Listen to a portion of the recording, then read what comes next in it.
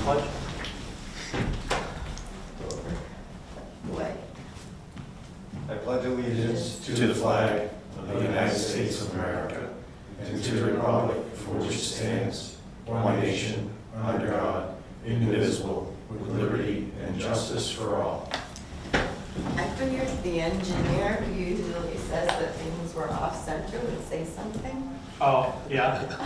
Wow. We fixed those, don't look at the floor. Yeah. We fixed those too, but Okay. to center around the window a Yeah, little bit well, better. I'm trying to find the piece that makes the flag actually sit. Hang out. Yes, Which, I don't know. I know, it. Those clips are It's the All right. engineer. All right, consent agenda. Sorry. Make a motion to approve the consent agenda for August 20th, 2026.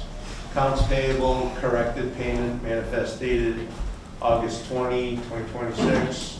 Accounts payment manifest dated August 20, 2026.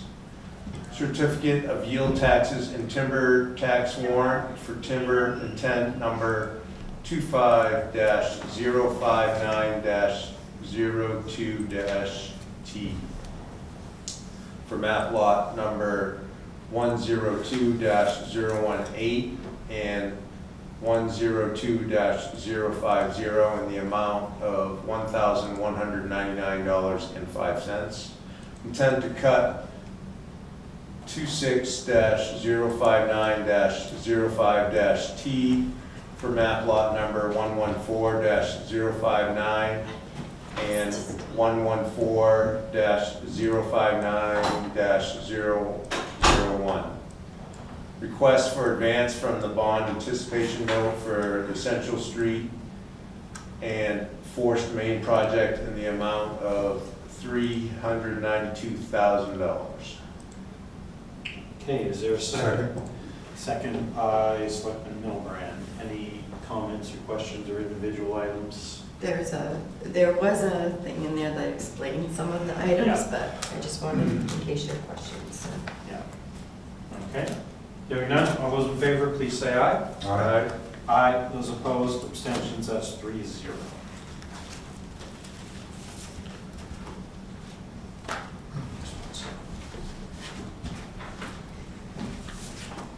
Okay. All right. Police department updates and highway safety grant. Oh, we have general updates. You could probably, Chris is gonna give you general updates because Yeah. we rescheduled his, actually, this was your regular meeting. We've scheduled each of the department heads for twice a year at minimum Yeah. to come in. So he'll give you some updates from the police department. And then we can I put the highway safety grant agreement we have to approve as well under Chris later. All right.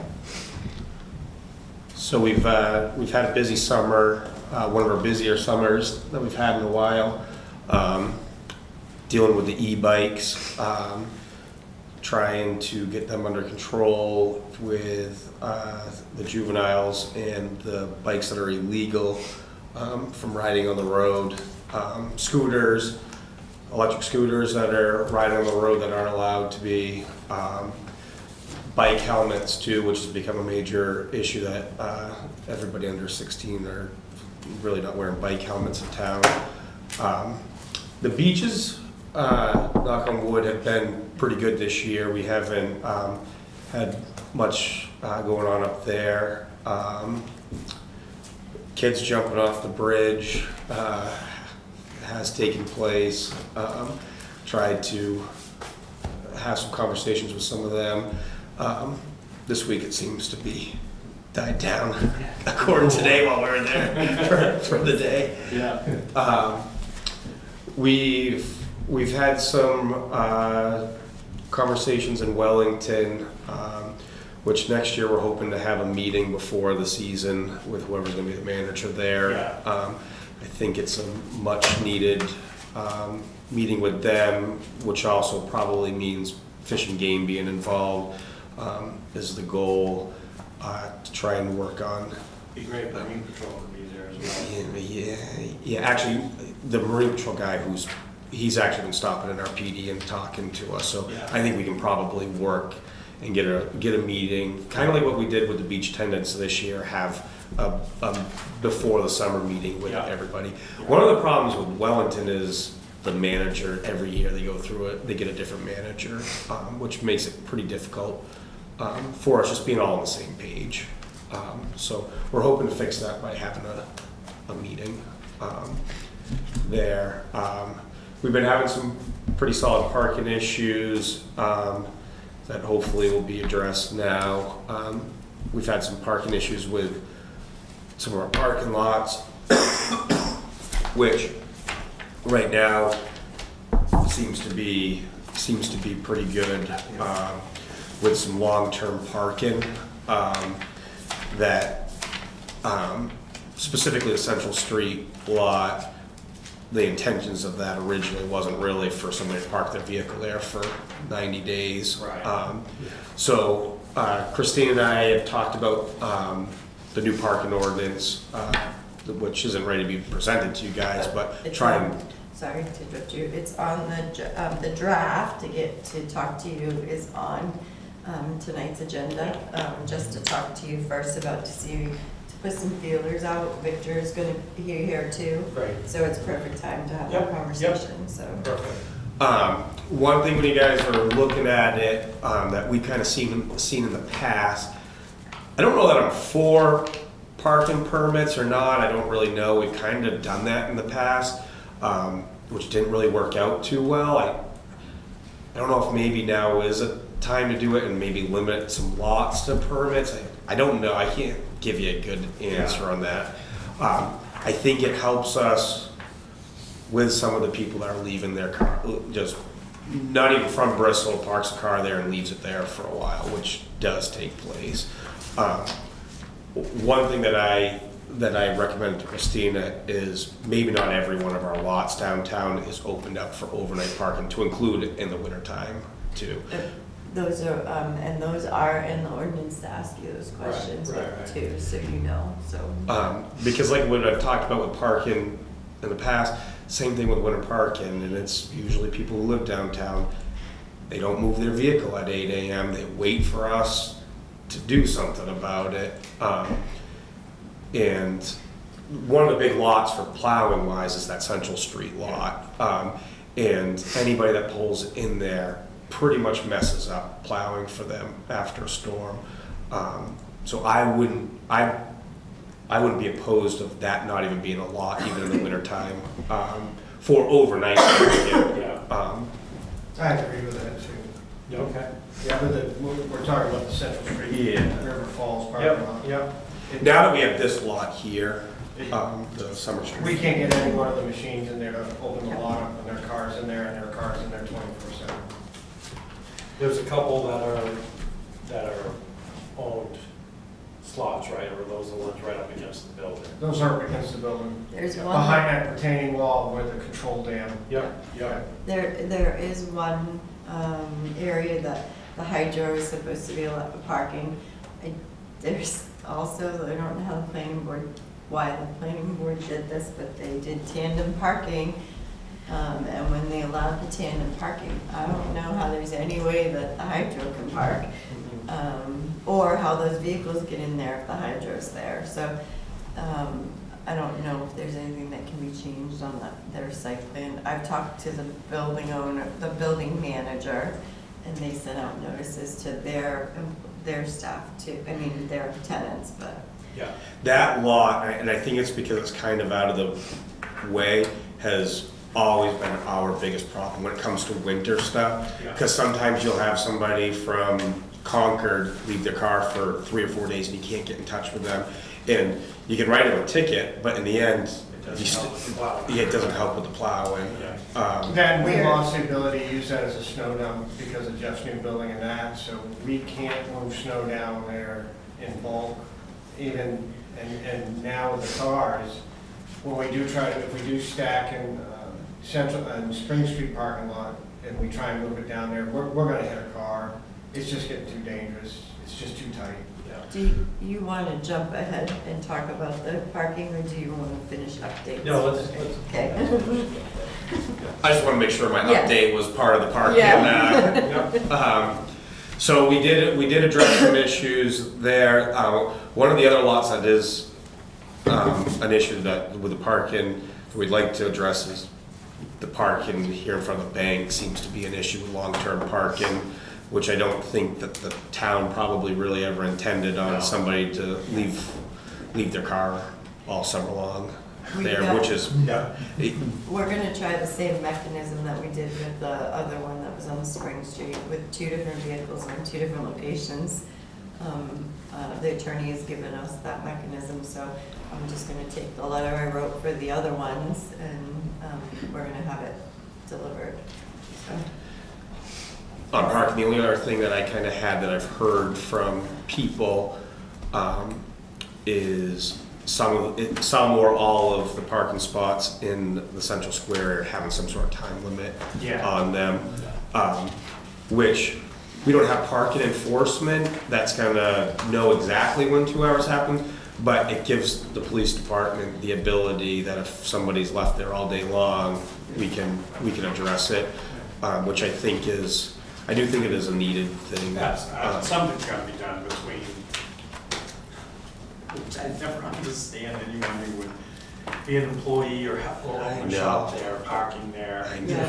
Well, they complained about that. We may have, well, we've got that question, but we may have solved a little bit of the winter parking, hopefully, with the, if you agree with our recommendations on the ordinance.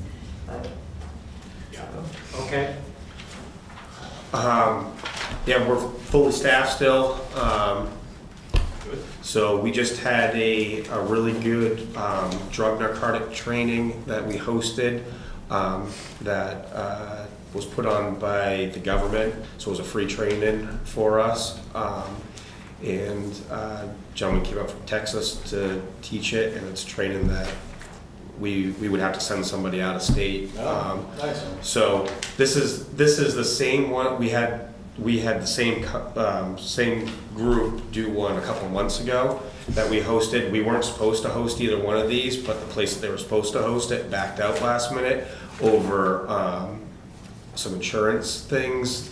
It's the government who did it, and they weren't able to show them an actual certificate that they have insurance, but they do have insurance.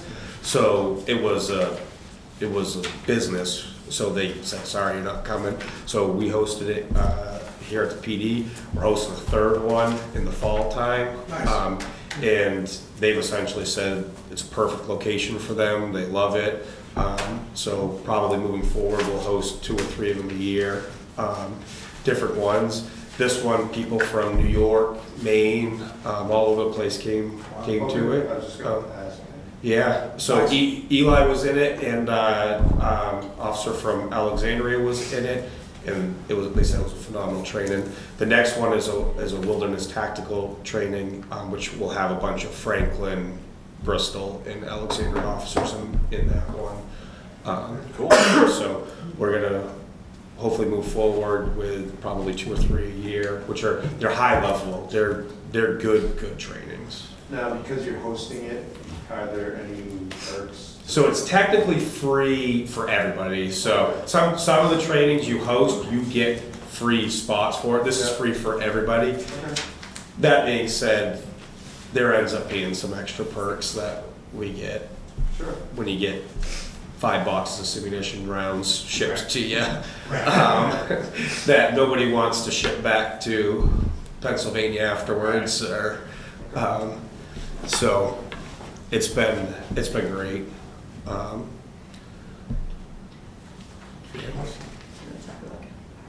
Oh yeah, Kelly Park. We've had some vandalism there.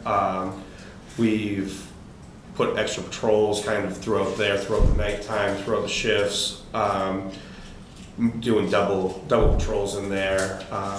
Kind of anytime we see somebody in there after hours, making sure they move along or at least talk to them. So no, we got a group of kids that really started in the springtime, but they like the plastic chairs at the tennis court for some reason. We're breaking those up, doing some spray painting. Right now, since we've been doing the extra patrols, the last couple of weeks, we haven't had anything Nice. else happen, but How's the call volume so far, like this year compared to last year? Is it roughly the same? we're a little bit higher. We're a little bit higher than last year, not much. From what I'm seeing for calls, though, I think that call for service number is a little bit more of like a 911 or not, a little less self-generated. Yeah. A little more proactive. So it's definitely been a busier summer. The summertime has definitely been busier. I think a lot more people have been here this summer. Haven't really dealt with tons of major crimes. We had a little bit of a theft spree, people walking around. We were very successful at tracking to the residents where these people came from. We're not overly successful that there's multiple people that live inside these residents. However, they were put on notice when we showed up at their door with the dog, that the dog led us to their house. We've debated on a Facebook post, it can kind of go, I don't know which direction it'll end up. I think everybody appreciates you guys being Yeah, more and more with this stuff. so one of them was up on the Willamette Road area that an item was stolen, and the dog legitimately tracked pretty much every house in the area that they clearly went looking around for shed doors that were unlocked, until they found the shed door, and the dog was dead accurate, and ended at our residence. Maybe learned a few treats. Yes. We had a dirt bike that was stolen, and that was kind of the first one we did. We just tried it. She tracked where they ditched the dirt bike on the bike path. We tracked where they walked from it, across the house. Then from the front door of that house, she tracked right to where the dirt bike was stolen. So we did a big circle with her. Unfortunately, charges probably aren't coming from that, but we made everybody aware that we were watching. Those two thefts are, I think, two completely different things. I don't think they're related whatsoever. So we have had some thefts, not tons of them, but we have had them. What, on the new vehicle, what's the status of that? So we've got the new vehicle, which came really quick. Now it's sitting there waiting for it to be outfitted, which we were hoping, because we got it so quick. They won't order anything until you get it, but we were hoping we were gonna be pushed through, but the outfitting, a downfall of only having one cruiser to a company is when Salem PD shows up with 10 of them. Right. Yeah. Salem PD has 10 cars go in front of us. So right now the new one, it's lettered, it's there, just not outfitted with anything. We used it to put out no parking signs at the beginning of the summer. We'll probably use it to pick them all up at the end of the summer. It's got a big trunk area, so. Cool. Was that the Ford? This was Explorer, yeah, this one was just a regular Explorer. You don't need to ride in the back seat of this car. I just Right now it's comfortable. Yeah. All right, very good. Thank you, Chief. You're welcome. What, you're Thanks, not- Chief. You're not leaving yet. Oh. Don't go anywhere yet. Parking lot, yeah. Oh, the parking ordinance? Is that what you? That's really weird. No, Oh, first the, thing is the highway safety. Oh, yeah, grant. highway safety grant. This, so I have specific wording. I put it in your folders too, but I'll let you read it off of this. So, it's the second one, because I have two different grants tonight. So the highway safety grant is, So this is actually for this will be in next year's budget, not this year's budget, because the state works different months than we work. So this will be budgeted for 2027. These are speed patrols, pedestrian patrols, is it DUI too? DUI patrols. These are the ones that we actually tried to get rid of 2 years ago, but we bought a bunch of, like the speed signs, radars and stuff. And when we said we're not doing them this year, they came back and said, no, we gave you all this other stuff. If you don't do them, don't come back Yeah. asking for anything ever again. Yeah. So we've decided that it's in the best interest that we do them. Right.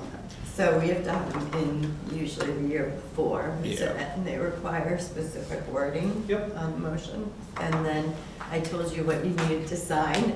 These particular ones, you can't vote me to approve them or to fill out the documents. They're Yeah. very particular about these. Okay. So.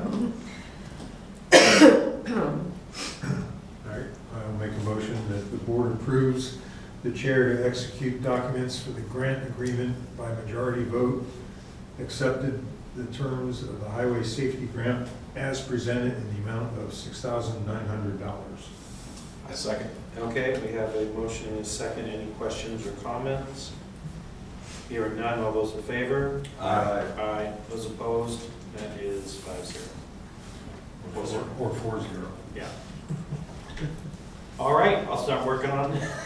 3-0. Victor, do you want to come up while we talk about parking? Come up, you can stay, Chris. Oh, we're both gonna be in the Look, hot I can seat. put Yeah, you that's both right. in now. There's 2 chairs You're killing me small. I think, so I figured it would be good, since Victor was here also, this is in no way, shape, or form final at all. We talked about it yesterday at the department head meeting. I've made some of the changes, from the department head meeting. I'm trying to get it to share on the screen, sorry. Okay. I had to recreate it. We didn't have it anywhere in a Word document. Both Chris and I looked for it. And we were able to just take it and convert it, but we've had to clean it up a little. So actually, section 1 and 2 are pretty much the same that were in the original ordinance. It just is expanded upon. I just took out that weird wording that was in there, the no stopping, standing wording, because it was very confusing. Made it sound like, don't you dare stop on the road on foot either, but some of the things we wanted to point out to talk to you about tonight was to make sure you were on board with some of our thoughts.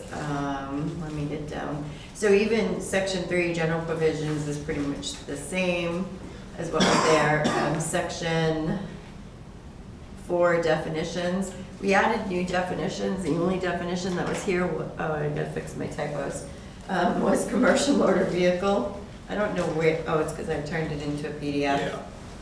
Yeah. So commercial motor vehicle was already in there. We didn't touch that definition. I can make this bigger. And then we added emergency vehicle, any police, fire, ambulance. So not that we should have to define these things, but sometimes it's good to have the definition in there. It includes also public works, public safety, public works, and any other vehicle, town vehicle it should say, I'll fix that, engaged in emergency or official municipal operations. So, overnight parking, municipal property we defined, overnight parking was defined. That had already been in the ordinance, and we talked about that and kept those hours the same. I did add, after meeting with the group yesterday, I added recreational vehicle or camper, a definition for it. So, and we'll explain why we added that Yep. as we get further down. But we added that as a definition as well. And then the final definition was in there. We just made it streamlined. It's winter event. Sorry for the weird things in it. When I converted it apparently to PDF, it did this weird signs all through it. There we go. So section 5 is a new area. So we've talked about this a couple times at the department head level. I talked to the board first about naming the parking lots. We didn't like your names. So we were coming back to ask you to reconsider after talking to the department heads.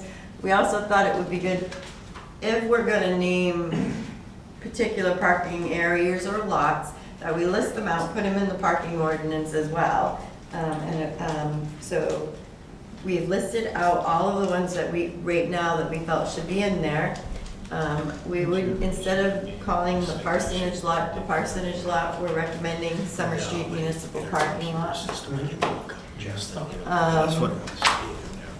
Bristol, we left the bank, because you guys wanted the bank, but we wanted to put Bristol in front of it, because for the old bank that used to be around that area. Yeah. So we put Bristol Bank Municipal Parking. I can take the Pleasant Street, North Main Street out, but we called this a parking. I split it up between lot and area, and there's a reason, because it's really not a lot. It's got parking spaces in it. So that's why I called it a parking area, but we don't have to do it that way. I'm just putting it out there. This lot we put in as well, the Barbara Greenwood, because we thought there should be some regulations here. The Kelly Park Municipal Parking Lot is everybody calls it the tennis court lot. Bristol Falls Park, we're Central Street Municipal Parking. That's what everybody refers to that lot, not really Bristol Falls, but Cummings Beach, we broke out into two because we're referring to upper and lower. Avery Krause, beach parking. Central, I'm gonna try to put this in order and put it on a map as well, because I think it would be nice if we had a reference point. I guess that would be the first, like, Yes. just generically, each one should have a map so Yes, people yeah. can actually reference where they are. I'd like to put them in order too, I just didn't get to that piece of it, but, so Central Square is, parking area is down here near Lynn Cross and those businesses. Millstream Park, parking area, we put the public safety building parking lot on here. Yep. Post office municipal parking area, because we do own We that own the section. park. And we have some questions about that when we get to that. Minot Sleeper Library, we broke it off into upper and lower because we do have the lower set up as a winter parking event, Yeah. but not the upper, so. Spring Street Municipal Parking Area is a handful of parking spaces, but we included them because there's some regulations we put in here when we get further down with those spaces. And then we're recommending to name the Fowler River Access Parking Area. Also, I will also mention, it came up in our quarterly session this week that we have one more. But one of the things that came up in that session was we should really consider defining that area a little bit better. We're gonna use it, then we should define where the parking is. We are buying a new sign to put on the gate that says "Do not block gate" in big letters I because, can't believe we have to put a sign. yes. And they're blocking the fire hydrant too, but we didn't get a sign for that right now, but. I don't know that I've ever seen that there is an issue at the gate, but Jeff is concerned that there is. Oh, no, Jeff- they've gotten there and Oh, they okay. can't get it. They were able to get around a vehicle luckily, but they couldn't open the gate. I mean, they do, and they can't get to Wellington, they just go there and park everywhere. They got a chain, right? They're, and they're parking boat trailers there when they There's a can't chain park at on Wellington. Fowler No, one. I mean on the truck, you can just. Oh, yeah. So we named it, in our department head meeting, if the board agrees, the Fowler River Access Parking Area. And then, we talked about, even though technically Planky Spring isn't town, all of it, it's state too, we did think that should be added to this Planky Spring parking area. Yeah. I just don't know, I put it there, Sean, but I wasn't sure Conservation Commission wise. Yeah, it's technically Conservation Right. Commission land, but I don't see a problem with that. How they would feel. We have had a problem there where the campers camper, yeah. The stayed campers. there. Yeah. So that's why we. We, that's why we brought yeah, it. we'd be in favor of anything that would be Right. detrimental to the spring, so having someone there for 3 days is not great. Yeah, that's what we were thinking, that. So we didn't, this is the ones we've addressed so far. I don't know if I'm missing anything, or if anybody can think of another spot, but. So, well, not a spot, but up above, so you're referring to area and lot, is that also reflected up above? I can define that, because I just realized this doesn't say it here, area/lot. We can define it. The only reason I did the difference is because Spring Street isn't a lot, so to speak. It's a Right. handful of spaces around the corner. I get that, but if Yeah. it was a But I good should challenge, define it. I don't wanna have loopholes. Yep. Let me write myself.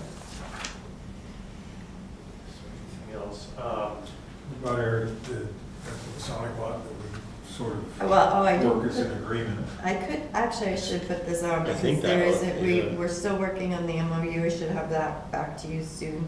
But we should put. Probably should. Yeah, Masonic, connect plow and that's under winter park and. Yeah. And they're not allowed after a certain time of day, Yeah, so it would be right. good to put that in here, add Masonic. Good idea. Okay. Anything off on those, on that list for now? Okay. All right, so further down, Just a quick question, Yeah. are the spots, and do you do titles, but go ahead. yeah, are the spots like along by the diner and the restaurant, are those controlled by the state or does the town? Parking spots are ours. Yeah, parking spots are Controlled ours. by us. We have, Maintain them, but. Yeah, on-street parking. That would be, yeah, that would be on street, okay, on-street parking, yeah, okay, which is Inside. where you guys might want to think of maybe some stricter yeah. ones. We areas. should Might wanna probably add a consider section. adding it. Add a section for on-street parking. So I'll give those folks credit, they're pretty good at figuring that stuff out. But there were times they were blocking people and they couldn't get out of their driveways. Right. It's honey lemon, Chris. Thank you. So, But yeah. now on Central Street, right now, you have probably 8 cars that maybe they move if somebody goes to work, maybe, but Right. those 8 cars, right now have moved out of other lots. Yes. Some of them have been asked, told to, so now they're on Central Street. Back on where they were a couple of years ago. Yeah. So I'll add something more with those. What about these titles are you good? Go back up to the top. Once we agree titles too, and once we get this adopted, we're gonna sign these Yeah. properties. Because, sorry, my screen's rolling really slow. This one, there. Summer Street Municipal Parking Lot. Well, that's what it is. I can put it back to parsonage, but No, none of us like the parsonage. Yeah, I don't have any. I think you're also encouraging that that's just a. Just the Yeah. church, yeah. But I do address the church easement when we get further down. I think we call it Mighty Oak. What? Mighty Oh, we Oak should, parking lot. Mighty Oak Municipal Parking Lot. Actually, if we're gonna sign them, these are sort of long. These are sort of long names. I won't We're gonna put- put signing. I wouldn't probably put parking lot on them. Right, Summer Or, Street Municipal Lot or or Municipal something, yeah, I Bank. could take parking out. The Just word, the parking symbol. I can take the parking word out of these. It can just be Summer Street Municipal Lot, Bristol Bank Municipal Area, oh, well, it would be a lot then. Probably get Maybe, rid of municipal, just have lot. You know, Yeah. The name Summer of lot. Summer Street lot. 'Cause- maybe I'll change them all to lot, period, doesn't matter, yeah. Yeah, you don't need municipal in each You arena. don't need parking for municipal. If we're gonna put the big blue Yeah, sign with a white P on it, that's a municipal parking lot. Right. Simple. Okay. Other than that, though, are you good with names? yeah, yeah. There's none named after me, I don't. You haven't left yet. That's true. That'll be the Be Summer dead or Street. not in town anymore. Okay. So, moving down further, so section 5B, these are general restrictions for all of these lots, because these are municipal lots. So, some of this is just regular basic things, but, no parking where if it's posted, pavement marking, parking spaces, those are hopefully common sense. Permit requirement or time restriction, if anything like that, they can't do that. They can't park in a manner that occupies more than one marked parking space. They can't obstruct traffic, block paths, block pedestrian paths, sidewalks, crosswalks, loading zones, good God. Designated travel areas. They can't they can't park in a designated handicap accessible parking space, I fixed the wording, without authorization required by law. So this section is general. What we added though, no person shall conduct vehicle repairs, maintenance, dismantling, washing, storage activities, except for minor emergency repairs necessary to move the vehicle. No camping, I gotta fix the wording, no camping, sleeping, and overnight occupancy, they're prohibited unless specifically authorized by the town. And then, no vehicle shall be left unattended for more than 72 consecutive hours. Okay. Any vehicle remaining unattended for more than 72 could be deemed abandoned or unlawfully stored and may be issued citation, moved, relocated, or towed. We thought, reason we did this is because we are getting vehicles that are left for days and days and days, and we thought 72 hours was good, correct, Chris, because of weekends. Yeah. You know, but again, this is up to the board.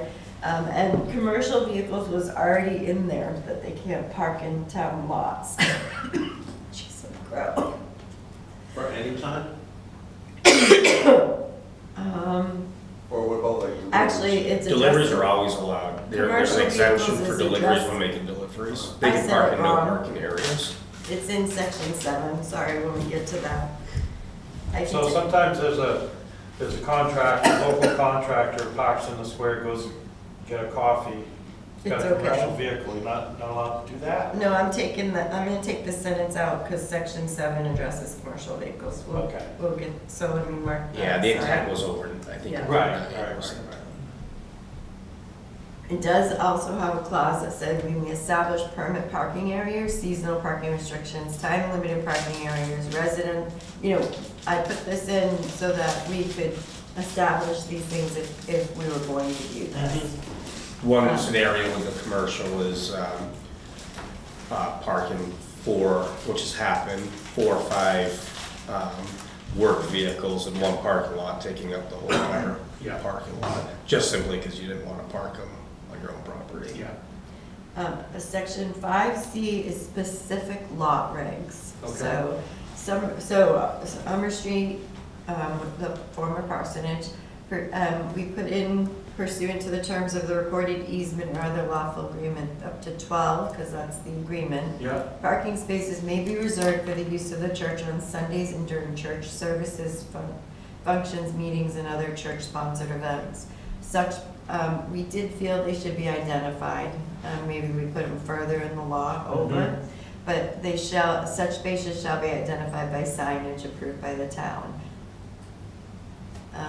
We also said during periods when church parking rights are in effect, members of the public shall not park within spaces reserved for church use. So, We talked about putting signs up there too. yeah, I did put approved signage. So you're gonna just enforce that or check that every? They're allowed, it's just Sundays I know, it's only. Sundays. I think it's only if we get a If it phone becomes a call. problem, okay. Yeah. Yeah, So we decided that we'd put signs up on 12 spots, so on Sunday, I'm gonna. everybody should know not to park Yeah. there. The down I am problem gonna- potentially is a random Tuesday or a random Which- Thursday. I am gonna check, I think the easement, I think this is too much. I think the easement is specific that they have to put a sign out 24 hours before they're having a funeral or a wedding. Yeah. And if they don't have the sign out, I don't know why we would have to enforce it, then in Yeah. my opinion, because that's part of our That's part easement of the agreement. easement, But I will get the exact wording, so. Because Sunday may be the only day you really have to. Yeah, Right. Sunday's definitely a big day. Cummings Beach area, oops, I guess I should say, it's actually all of them. I gotta split it up though, put upper and lower. So during designated beach season, the following shall apply: 7 a.m. to 11 p.m. Parking shall be permitted only by valid permit issued or recognized by the town, and parking shall be prohibited outside of posted beach operating hours. That's what we said yesterday, right, guys? Yeah, it should be noted that the winter time during ice fishing season, we historically have allowed people to park there if they're sleeping out in their bob house. Yeah. That's why we're only putting it in for, Yeah. overnight parking is addressed for camping purposes, so if you're sleeping in your Right. car, you're not allowed to overnight park there. But the guys that are going out in the bob houses are parking and going to the bob houses. For the most part, anybody that's done it usually calls us and asks for permission beforehand. We've usually allowed it. And Cummins only, not Avery, because Avery's a road that they could have to plow right there on a windy night, even if it's not snowing. Avery Kraus, we did the same stipulation but added parking, so it's still during beach season, 7 AM to 11 PM. And then parking is prohibited from November 15th to April 15th annually. Does that cover, do you think, Victor, for you? Yes. Because their snow is piled up in those parking spaces, so. Kelly Park Municipal, tennis court. Kelly Park lot shall be open for public use from dawn to dusk unless otherwise authorized by the town. Here's my question for you, the Kelly Park ordinance is at 9 PM. I said dusk, but I can change it and match the ordinance, I just have to confirm what the opening time is. But parking shall be prohibited outside of the posted operating hours, so. I have noticed that sometimes they just park overnight. I think I think a lot of it, when I looked at it. Rentals next door. Across the street. well, Well, that's there's a question, do you not want, we can take that out, but. What if we did like later in the night, because if there's special events at the community center or the Right. school? Would be authorized by the town for those, would be authorized, but the question would be, I guess we cannot put a restriction on this law. I'd like to keep a restriction on And that, then- because I think that makes it a bigger headache for us. I don't think that somebody needs to be parked overnight Maybe I'll- there in that lot. And then during concerts, so I that can- like tonight, Will it it's be handicap okay? parking only. It would be, no, it would No, be not during the okay. concerts. It's only like, First come, first served. yeah. It But- does say, shall be There's- open for public use from dawn to, I can put 9 PM, which is what the park is allowed, unless otherwise authorized by the town. So any We're activity would be renting out allowed. at Kelly Park for an event, we're authorizing it to be open later. Like Halloween, no, they're not late. Who's late? I don't know how often we go that late. It's, Yeah, it wouldn't be too often. it's just sometimes when the elementary school has something Has a going on. winter concert. Or TTCC has something running late. Yeah. They'll be, Yeah. and they're not usually down in that parking lot from TTCC. Right. They're just down to the elementary school or a little further. I'll add the hours from the Kelly Park ordinance into it, but I will say, unless an event is otherwise authorized by the town, something like that. Because we have an MOU with the TTCC, so it's implied that we're approving whatever events they're doing. Same for the school, and then anybody I would permit, for event permitting would also get a town Right, permit, right. so. Yeah, Do you think that covers it? I think so. For this building, the Barbara Greenwood Town Office parking, overnight parking is prohibited. Authorization may be granted by town for town business, official meetings, emergency situations, or other purposes determined to be in the public interest by the town administrator designee. I didn't know how to put that one park, I don't know if you want to do this or not. Do you want people to park in this parking lot overnight? This one? Yes. Your Well, you have that one one. problem is. I have two. We have two. We have We two. have someone from Golden Rule that Oh, we comes have down. 3 Yeah, then, yeah. And then this one here. and, Oh, yeah, that one is permitted. That one's Yeah, but permanent. there's The outside. on, When you have, Right, when but you if you address have this one- issue here, other- They're gonna come It's up gonna- here. you're gonna have an issue Yeah. here. So the other question, I have a question though. yep, When we go back to Kelly Park, yep. is there no parking on, right? Because we do allow permanent parking on the field during like the marathon, Mhm. special events, concerts they park, is there somewhere in the Kelly Park ordinance? There are no vehicles allowed on the field. Well, technically, but they're all. But they do, they're always on there's- the field. If the town authorizes Yeah. it.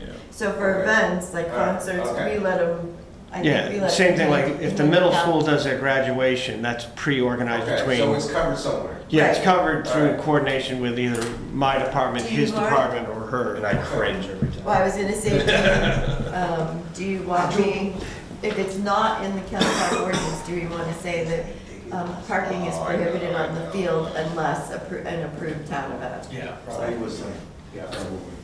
We went down and talked to him. I don't know if that's, I gotta look that up, see what's covered for that. Oh, you're talking about the gold digger? Yeah.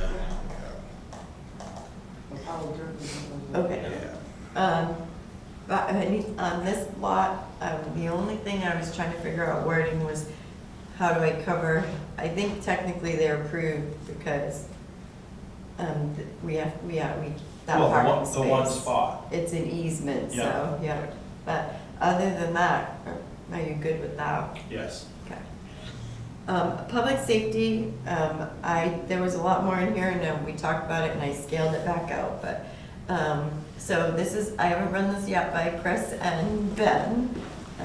We were talking about it yesterday, but we said parking shall be, I did this in the upper, I wasn't sure how if we would do anything in technically the lower. Oh, the upper, okay, Yeah. I see that. Yeah. So this is parking shall be restricted to official public business, authorized visitors, town Yeah. employees, public safety personnel, and town vehicles in the upper lot. I think that's right, just, yeah. In the lower, I didn't have any restrictions in yet, so. Yeah, no, I think if you're concerned about people parking along the fence, you should be able to park across the road, walk across the. Yeah, and I said that, like, it's mainly on the weekends, and that's not Yeah. that big. We have had a couple times some problems with some overnight style Yeah. parking, Do- but I think some of that's been, like, a patient who's walked into the fire department and then been transported. Yeah. I do think there's been a couple times where we've had people just literally leave it overnight, which maybe that's an issue. Weekend when there's no business, Well- when it's really not a busy area, it's not that big of a deal. I think that we're trying to not encourage 20 people to walk across the street, but Right. when 4 people park on that side of the parking lot, especially on the Saturday and the Sunday, Yeah. it's not. For the police department, our biggest thing, and we have had this as a bit of not an issue, but it's happened before, is the Outback. Who? I know. You never would have thought you have to put authorized people only back there, Yeah. but who's parking back there? not necessarily parking, it's driving back there, which is some of the bigger Seeing what's things. going on. Seeing what's going on. And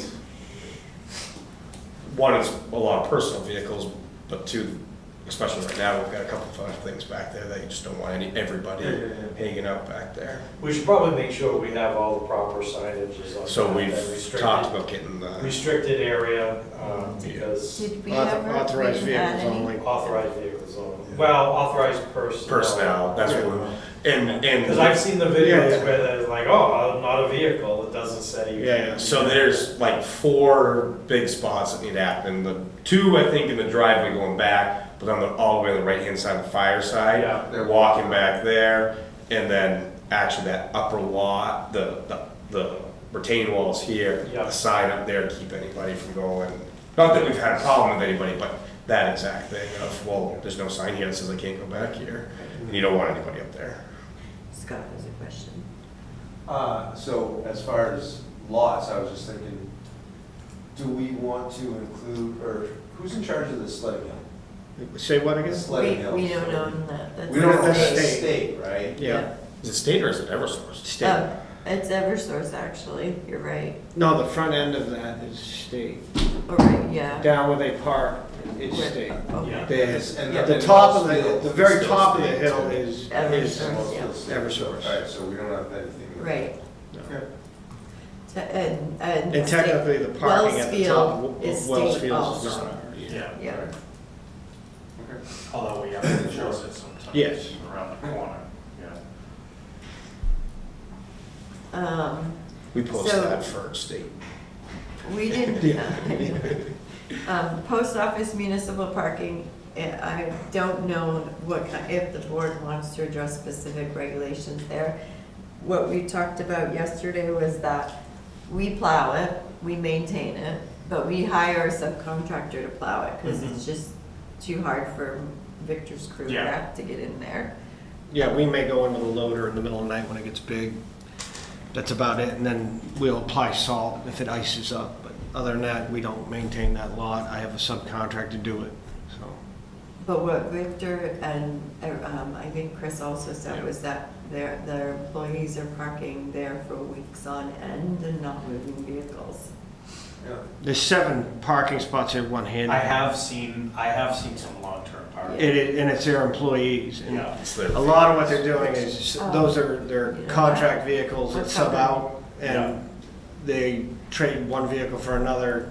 Sometimes they don't even move the vehicle because they haven't been subbed out for 2 weeks. Right. Because they're only subcontractors. Where And they're putting them there so that down back, the trucks have enough room to back in and make their deliveries. Okay. So, our hands are kind of tied with that. Yeah. 99% of the parking that goes on there is for the post office. Right. Yeah. Yeah, so here's the question then, because our policy does say all municipal lots, you can't have long-term parking. If we feel that what they're doing is probably okay because is the staff for the post office and leaving room for trucks, we may have to put something in here that long-term parking is allowed for employees only of the post office. I think also, and Chris and I talked at the Yeah. department head meetings, I think we might need to have a conversation with the postmaster about it. Right. And maybe they can restrict it a little bit more than what they're doing, and then see where it falls from there. Or since we have to, we sort of have to catch all, the authorized by us, just have an agreement with them and authorize. Right, and that's what. Yeah, we can have an agreement with them to authorize them. Right, and that's what to use it. Chris and I were kind of saying, is if we have that conversation with the postmaster and the TA, Yeah, then that can be presented to you It's- as, it's well, captured. no different than with the Mason lot, right. you know? Okay.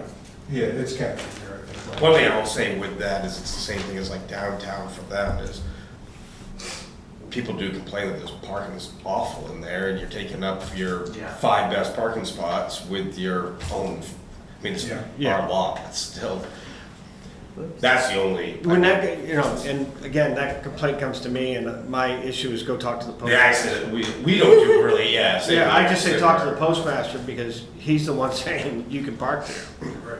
In the end, it makes no difference for the police department, but whatever you guys wanted, that, my only thing is I can take People them complain off and with we can just put it on our list to talk to the postmaster, let Okay. him know that we are gonna sign it. Yeah. Yeah, okay. Number 8, Spring Street Municipal, parking shall be limited, shall be eliminated. Parking shall be limited to designated parking spaces in any area specifically identified for public parking. During the winter season, all or portions of this area may be utilized by the town for snow storage, snow removal, and other winter activities. The town may restrict, limit, prohibit parking within the lot as necessary to facilitate such operations. You good with that wording, Victor? Yes. Is the board good with that wording? Well, if you put plot down below in the last line, you're referring to area. I'm fixing all Okay, the you can do lots, that. yep. River Falls, no parking or blocking of access to the hydroelectric facility entrance or associated utility infrastructure, no parking or blocking of the fire hydrant, no parking or blocking, this wording may not be perfect, but of the driveway, entrance, exit, gate, or travel lane serving the parking area or adjacent properties. The question in caps is consider Central Square or portions, oh, this is the wrong one. I put it on the wrong spot, sorry. So no, I didn't remember to put the question in, but the question would be, it's under winter events, so we'll talk about it down further, sorry. Do we have to call out no parking or blocking of the fire hydrant? You shouldn't have to. Well, I guess what It's I'm saying actually is- not a fire There's already a hydrant. lot. It's a draw out of the river. It doesn't Oh. even look Well, like. I guess what I'm getting at is, I can if take you that call it out. out there, then. There is a it would- sign. It would tell me that we should call it out everywhere. I just don't understand why, because if there's a There's fire a hydrant. sign, I Yeah, it can says take no that parking in sentence front. out. And I think it already says that, we Yeah. already have an ordinance that says there's no parking within 15 feet of a fire Yeah, I'll hydrant. take that sentence Oh, out. yeah, okay, Yep. it's all good. The hydrant's out on the road. There's, in the Yeah, parking it's all lot, good. there's a draw. I'm just thinking from a consistency Yeah. perspective, if we're calling it out there, then why wouldn't we either call it out everywhere, or it's covered somewhere? Right, else? no, That's all. I get it.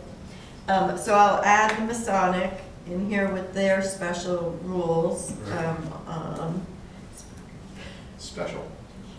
And then the last question would be, do we want, I didn't have, Central Square is not on here, there's really not a specific regulation for Central Square, just regular. This is where I put in, do you want to consider Central Square or portions of Central Square 2-hour limit? It was brought up in the department head meeting the other day, and I'm sure somebody else will bring it up too. The downfall to the 2-hour limit, if you don't go higher, is like the tea place downtown, maybe somebody's looking to be there for 3 hours for something. Purple Pit's got something going on. Shack, it's got something going on. No, it's not. I don't think the intentions is to stand by hard 2 hours, but in 4 years, 5 years, somebody's reading it in that manner. What if we do like 4 hour? I think it goes back to what Chris and I had talked about, and then the TAs, to see a vehicle sit there at the beginning of your patrol, and then you're 8 hours into your patrol and the vehicle's still sitting there. It gives the officer the ability to write a ticket and say, for sure you've been here more than 2 hours. Right. Isn't that how you kind Yeah, of described yes. it? You and I were So- talking. The two questions I think just become then is, for the apartments that are downtown, where are they, because I think some people, and I'm not saying they should park there, I'm saying, okay, how do we make sure that we deal with that? And then whatever time frame we're intending to enforce, that's how they would do it. They see it at the beginning of the shift, they go back at the end of the shift. They're generally given a grace period, but it doesn't sound like 2 hours is long enough. There could be times that That's somebody what I'm may want to saying. be more than 2 hours a day. So because when you think about it from a business perspective, was it Francine's, the ceramics place, like if somebody's going in there and Oh, they're they're doing, painting, yeah. yeah. right? Like- And that's what you're trying to, I feel like that's what you're trying to accommodate more, is those businesses. Correct. But it's a major problem with the people upstairs. The tenants upstairs are the one that are gonna fall outside of that 2 hour, because they'll, All I'm saying is this, is that where do they park? So here's my question, is it our responsibility? It's not, that's It's- kind of. No, not necessarily, but the funny thing is like, well, the funny thing is, from November to April, they're not parked there at night. Right. Yeah, they can't. So they're parking somewhere. So, I mean, and we've gone, If it's our not whole a life here with storm. that square has been that issue. Yeah. And most, when you look at bigger cities, Plymouth, Concord and all that, they don't even talk, they just tow. And I have used that kind of line too. Some of the tenants downtown that are annoyed by it is, sorry, but it's not town of Bristol's responsibility to get, you do have a parking spot. You might just not like where you have to go. Right. If you're in Well, Concord, so- then you're gonna have So to for do that. the that's what I'm Rollos lot, saying, they're like- down behind the building and they don't wanna go down there. that's a different problem. So as long as, I guess all. I think those Yeah. other lot, the Summer Street lot, those other lots are your overnight lot. If there are places, because pretty much all of them, anything from a business perspective, have got to say that to the planning board. This is where my parking is going to be for people coming to my business, right?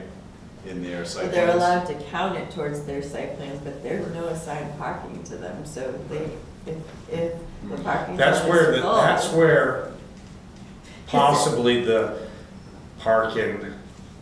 yearly parking passes would come into play of, Yeah. you come buy your parking pass and you can park in the Summer Street lot year round, From 8 this o'clock lot. on or something. And you pay X amount of dollars, whatever you guys decide that's gonna be, you pay that dollar amount to be able to use that parking lot.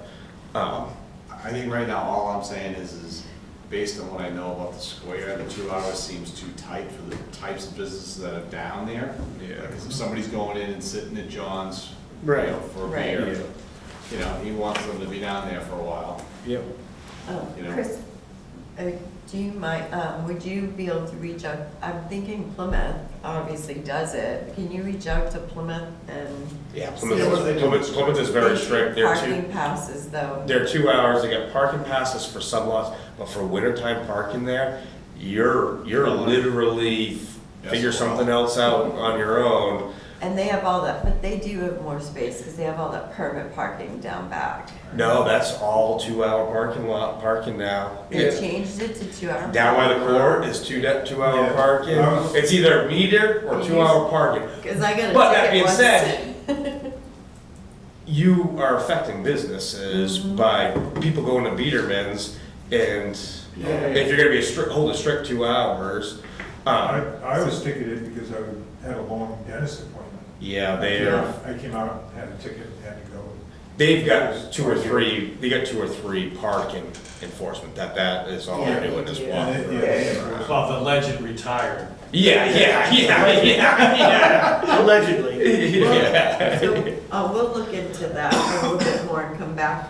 We just wanted to get a feel for what you were thinking. Okay. So, the next section is, winter parking restrictions and snow removal operations.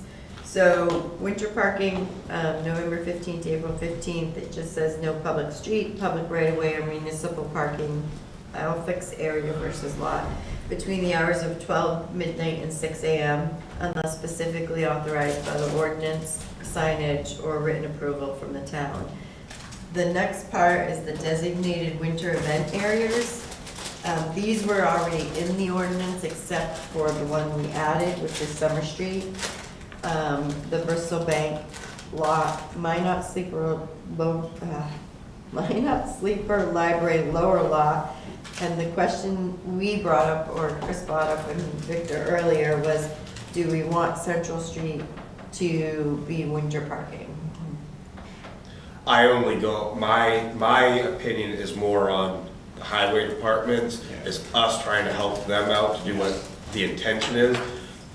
And that lot is our biggest problem. It's our biggest headache. Every single year. And It like- doesn't affect us at all, whether they park or not. It Yeah, I mean, affects. I'm all for, like you said, we've already made it harder to get rid of snow. So I'm all for changing that to make it. Usually I'll ask, when they're down there with the loader, like, about moving a vehicle or whatever that didn't move, but then he'll be like, well, it doesn't matter if you get that vehicle out of the way, because that vehicle right there is legally there, and it's, Yeah. that's my problem. Yeah, we have the problem of, even though that spot didn't get cleared because there was a car in there, by the time they get it out of there, there's 2 cars beside it, we don't fit in it. Now, granted, sometimes I've sent the sidewalk machine down there to punch it, but, you know, you get caught in these little conundrums, but I will say, the last 5 years, between Chief Bean and Tim Woodward and all that, we've done a much better job at it. It doesn't please all the residents, but it works for both the PD and us, that we're getting 99% of everything every storm, or 90% some storms. And then it might take 2 storms to really clear the lot, you know? Yeah. But What people don't understand is that there's gonna be, you'd be surprised, at least one of those cars down there, you run the plate and it comes out of 423 Main Street in Concord. You got no phone number for the person, you have no idea where in Bristol they are to ask them to move it. There's always one car that is from nothing to do with this town. Now, a lot of that is they either moved to an apartment here and didn't change their registration, but we've also had, we dealt with an Andover car, a nonstop problem, and they were literally leaving it in the parking lot as a spot to leave it from Andover. Yeah. So then this section might cover concerns if we did leave it winter parking, but we added that all vehicles utilizing this part was in there, the winter parking area shall be removed from parking area no later than 8 a.m. For purposes, we actually defined what removed mean, because You means have the to. vehicle must be taken out of the designated winter event parking area, relocating a vehicle from one parking space to another, or otherwise moving a vehicle within the same designated winter parking area shall not constitute removal and shall be considered a continuation of the original parking event. We also added, shall remain vacated between 8 AM and 10 AM unless otherwise authorized by the town. So we would like to keep them out for that 2-hour window to clean those lots, specifically up after a winter parking event. So, There's always 1 or 2 cars that pull in afterwards. Yeah. You get it cleared out, and then one person pulls in Yeah. who's legally there, Do and it's people still. ever shovel out, like, Nah. No, What? No. No. No, but what they will do is pull it out Pull of it in the the- parking area, out into the drive area and dump it there. clean it off? And then Yeah, back it in? and, you know, and again, like, Chris is 100% correct. He might have cleared 2 cars and got them to move down behind the library, and while he's doing that, the tow truck shows up and pulls one out in front of the bank. By the time my truck gets from the Yep. lower lot through to that lot, it's got a car in it. Yep. yeah. And there's, You'd be really surprised. You'd be surprised every time. how often that happens, and, you know, you show up and there's Eli going, I can't tell them they can't park there, you know. And I think we're gonna start to, I think the Summer Street lot, as that becomes more known, Yeah. that's gonna, if we don't address a lot of these, that's gonna be a big problem. Last winter, It was I think somebody used that as their own lot Yeah. for the winter time, and then, Yep. so they could clear out their own parking lot. Can you Oh, get some yeah, kind of for sure. temporary sign for when you're gonna do that, to put out the entrance, no parking? Oh, we You know, could say snow lot clearing, no closed. I'd love to, but again, you know, He we bounced, blocked off bounced. Bristol Road and they drove right through the road closed signs, you know. This And he back with the loader, he bounces, he kind of bounces all over. Yeah, I have to pinball them around when we're doing cleanup in the morning. And one, because the traffic's already begun. It's just not as easy to move around that, you know, like I said, he'll get 2 people to move, not tow them, move them down behind the library. So we've now shuttled from Central Street over to the library, and then the tow truck shows up at the bank. And again, by the time we get there, it might already be parked, or, you know. At some level, it is what it is. Right, and that's what I'm saying is, I can very adamantly say that on any given storm by 10 AM or 11 AM in the morning, we have got 90% to 99% of the park spots open. Right. It's just so, it's always the 2%, and it's always the same cars. And I definitely will get an email if there's one spot that's not cleared out. Well, I mean, I promise. We have a civil Yeah. patrol. We didn't come down there and do Yeah. anything. Yeah. It's too bad we couldn't blow the old horn at the fire station. Yes. Let that off. All right, clear the lights. Let's That would be perfect. Oh, man. is there, Or is there, just go through a storm and don't clear them at all and see how they like it. Yeah. With it Well, not being unfortunately, cleared. probably. what's the, Right on top. what's the parking ticket for impeding snow removal? Well, we'll get, those are further down, so I want to talk to you about changing those, but I think it was only, It's only it's $50 like $50 or yeah. something. So it sounds like it should be 150. Yeah, it's good, yeah. Right, There's by the some, way, like, I'm not saying 150 because I'm trying to be funny about it. I'm thinking, okay, the cost sting- of moving vehicles around. The sting is what's gonna make them feel it. Yeah. we had to do it with the beach, because people Yeah. were saying, So- it was like $25, I people think were we- saying, I'll go we to need the to beach and match park that. there all day long for $25. Right. So, like, I'll give you a great example is, Chris and I have been doing this so long that we know the usual suspects.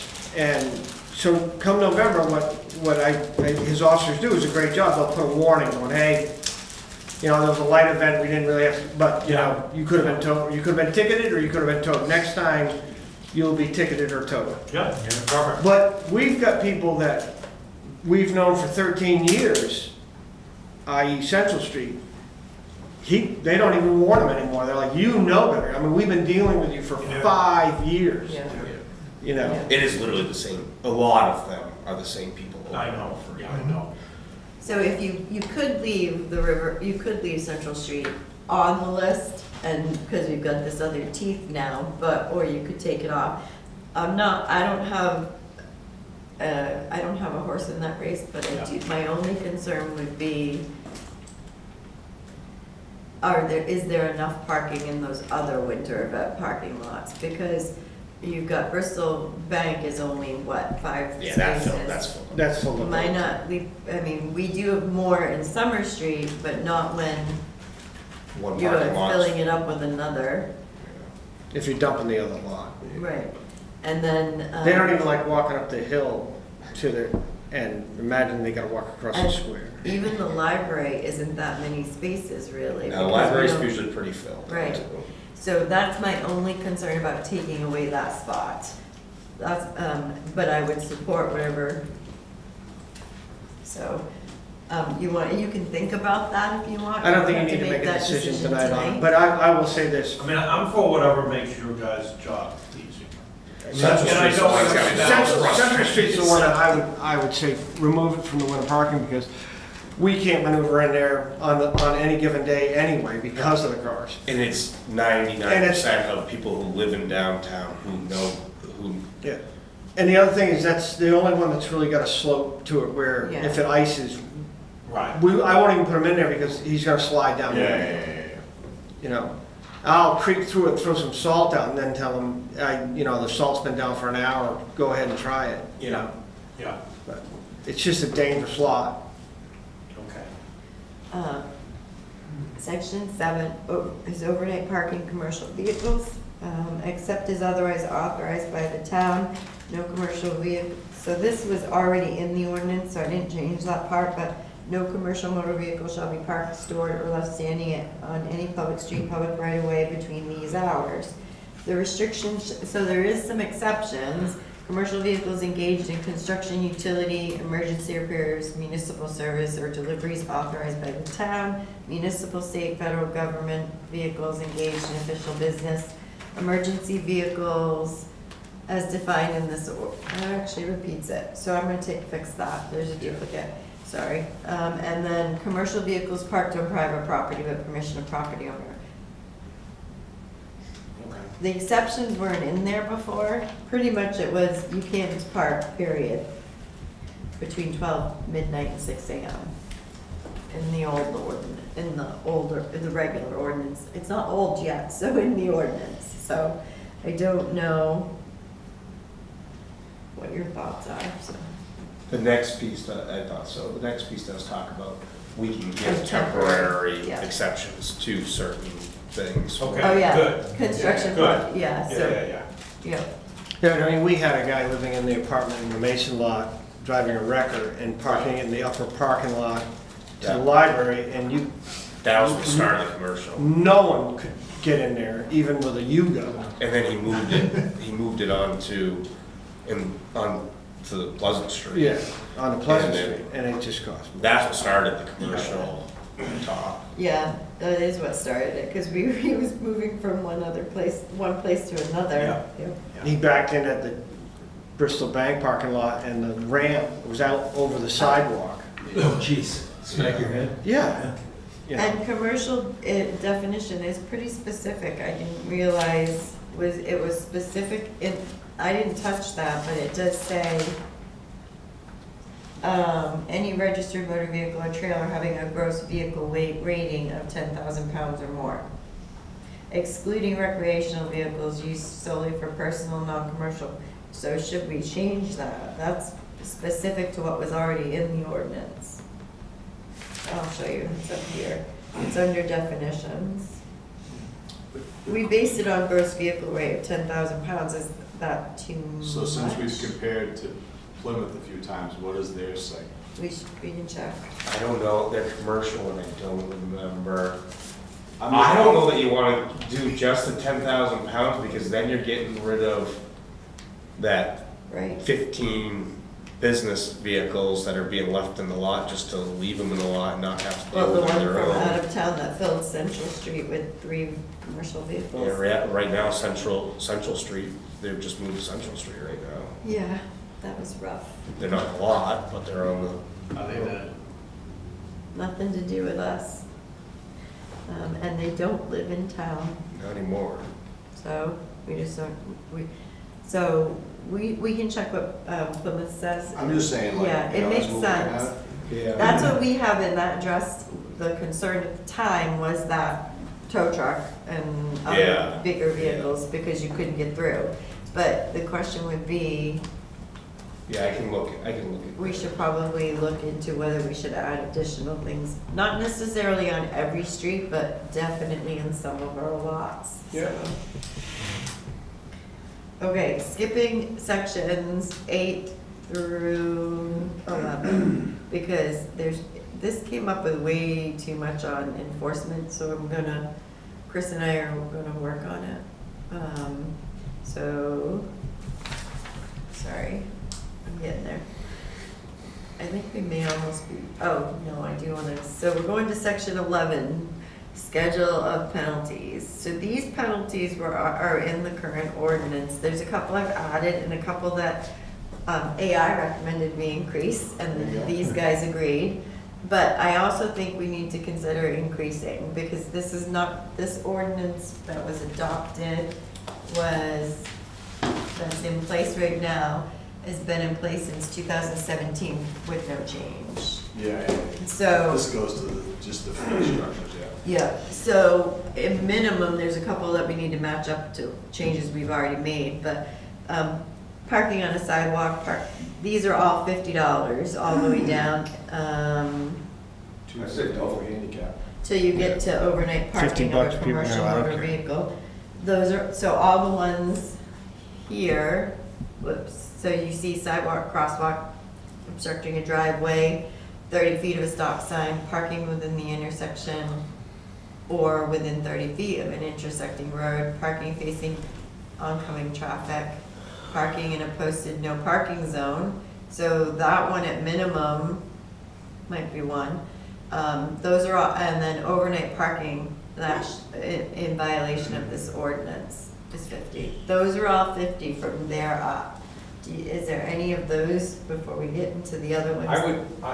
Yes, I think I heard Scott say, I would double all of that. And then the no park, the overnight, Let me just make sure, sorry. overnight parking in violation of this ordinance, that's one that needs to stay, right? Yeah, yeah. And when you give Oh, out, so the no parking, never mind, I'm on one. Oh, so, yeah, I agree. when they give out a warning, just document, hey, next time this is gonna be. We do, we actually So- write it on one of our parking tickets to show what it Yes. is. Okay. Do we know roughly how many of these types that we've given out in like the past year? And I'm not expecting you to know it off the top of your head right now, Chris, but like, that would be an interesting thing to me, because you can. There's definitely something that we don't ever end up Yeah. writing. Like, parking in a fire lane, you want to have that, but that's something that, for the most part, everybody knows that's a bad thing to do, Yeah, so yeah, they yeah. don't do it. My thought is you take, Oh, we doubled that actually already, sorry. So, It says that at 2, on a second offense, it gets doubled, Well- third offense. down further, but, so up to this one, everything, all the values above are 50 in the current ordinance. So you say double it, those should be, my opinion, those should be 100. The overnight parking should be 150. okay, yep. And then I would say you could probably, The commercial vehicle, want to make that 152? yeah, fire lane 150. You add 50 to those. So What's the one at the bottom? That's a big one. I'm getting, Probably sorry. handicap. Parking within 15 feet of a Yeah, hydrant. that's state law regulated. 150. 150, move those up. So the handicap one, I gotta fix the wording, I'm missing the word there. But I thought we should put Chris's number in from the state. Because if the state says shall, Yeah. I don't wanna contradict, I was thinking. Yeah. We moved it I to thought it was 250 because right Yeah, now it's it crazy. is only, It's Did you know what the number is for the state? Right now, it's 150. Yeah. Yeah, so right now ours is 150, so I bumped it to 250, but then Chris said 750 is statute, so. Yeah. 750 is the state, really?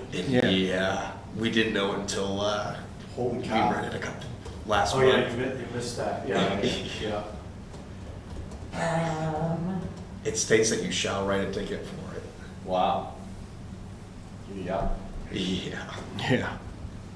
This is, so parking, it's weird, in the current ordinance, so the next one says, so the current ordinance, it says parking in an unapproved location during a winter event, but the way the wording came up on this one said parking in violation of winter parking restrictions or snow removal operations. Yeah, I mean, it's the same. thing. Yeah. It's only 50 in the current ordinance. Do you want me to match it to the other ones, or 150, or leave it at 100? I think that should be 150 because that's talking about if somebody parks in a lot that he's trying to clear Yeah. out. Yep. Yep, no, that's fine, 150 is good, I think. I think, this is for me, this is a duplicate, sort of. I don't know what you guys think. Obstructing traffic, emergency access, or municipal operations. Yeah. I think, what do you guys, Chris, Victor, I think that's kind of a duplicate Of of all of these in a way. It's a catch. well, that could be talking about It's, a water break on a road in the summertime if it's in the way. so this one, so when this got copied and put through AI to fix it into Word, it changed it. It says obstructing traffic at a construction site, $50. I don't know why it changed it to that. Yeah, I know. Do you, I say we leave it, right? okay, Just- leave it at 100. Yeah, Parking without a required permit in a municipal parking area. I would say. This put is beach. Construction back, because I think that's an Okay. important distinction in that one. Yeah, because it could be just legit, your town would be redoing a road, Yeah, a yeah. company. I think the wording got changed on this one. It should go back to parking without a required permit at the beaches, because Yeah. those are the only places right now that we have it. yeah, And currently, it should be 80. I don't know Yeah. why I overrode it to 50. It's currently 80 at the beaches. So you leave that 80. yeah, I Okay. think so. Any other violation of this ordinance not specifically listed. You two are dying tonight. Yeah. I know, Yeah. God. The beach one, should we just make that 100? We'd have to change the beach ordinance Oh, too. beach But we are doing a beach closeout in middle of September, so we could do it. It just, so I don't know. I mean, at the end of the day, and I guess this is for anybody who, or the three people that are trying to watch this right now. This isn't a money grab, this is about just trying to actually have something so So everybody I- can do their Oh, job. there's new I ones. think, Sorry, this needs to go to the very bottom, but because there's new ones on the next page. Go ahead, Chris, sorry. I'd be curious of what, I guess, Deb has to say too. But I do think on that piece, that when we bumped it up to 80, I think that started working because this year the tickets are actually down. Yeah. So I think people, because we definitely have had, are you serious, $80? And we've said, yeah, because everybody else was just willing to pay Right. the fine. So I think the Yeah, it wasn't- $80 had proven Yeah. that. Cost It wasn't much more than a day permit. Yeah, Right, exactly. Fine. Yeah, so I think the That's what they were $80 has proven that people are like, Okay. okay, we won't do that anymore. Yeah, yeah. So Anyways. I'll fix that. And then this one will bump to the bottom, but you doubled the others, so I think we should make that at least 100. Yeah. Yeah, And then these are two new ones: camping, lodging, sleeping, or overnight occupancy in a municipal parking area. We put it in at 100 based on what was already there, but I'd say 150. me too. Yeah, because that's the cost of our hotel room. Yeah, I know, that's exactly what we're thinking, this, hotel room or sleep here. 200. Yeah. yeah. I mean, At least we know drive, what, right? encourage them to drive to Walmart. Yeah, yes. And then this is I'm still fixing the wording, but this is the long-term parking technically. It's Yeah. the left unattended. You want, we just threw it in at 100, but do you want to put it at the 150 also? Yeah. Okay. Late fees was already in the ordinance at 35. We thought that should be increased. Fifty. Yeah, I'm for it, yeah. Okay. And then this is, this is not in the ordinance currently, but we added it. A second violation is same offense occurring within 12 months of a prior violation may be assessed at double the scheduled fine. I guess I would, That's a question. at least for me, I would say, compare that to other towns before you say like that, because 12 months is a long time for the size areas that we're talking about.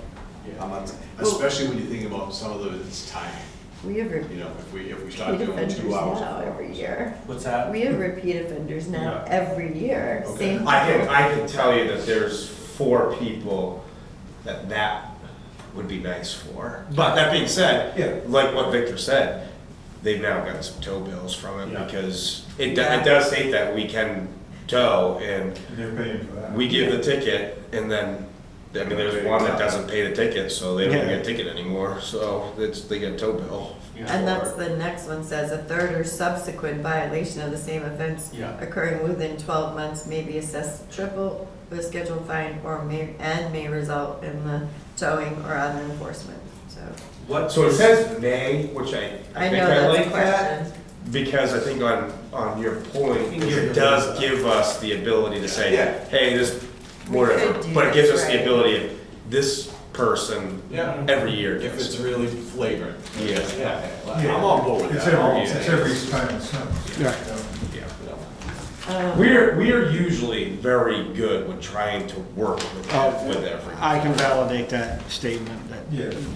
we're come gonna- November, they do their best to just educate, and then after the second or third storm, the officers are like, we're done with you, because I've talked to you 3 times. Right, Yeah. okay. So I think, I'm gonna skip the rest because we still have to work on a couple, and there's way too much repetitiveness in some of those other sections, so we're gonna work on them. But, is there anything we missed or anything that you think we missed? Both of you, how's that? I don't think so, I think the biggest thing is trying to make it easier for, is the big thing, and then the businesses downtown. Yeah, I think the trying businesses to get some- downtown during the other seasons in control. you Yeah, know. I think. Like I that said, is- if you're that one business and the 2 of them sit out, they'd tow everybody, but I don't, they get so mad.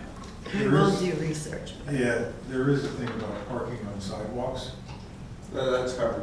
It is. Yeah, no. However, there's an area in Yeah. town that people park on the sidewalks every day. Yeah, we've been, And if we start enforcing that, In front of the gas station? what kind of, Should I put a disclaimer in that Downtown? says except as grandfathered? Gillies. Oh, yeah, the overlap in the break. yes, it was the only way you can park Yeah. on the road there is on the sidewalk. Do we want to add something that says except as grandfathered in specific Both portions of them. locations? But is it grandfather?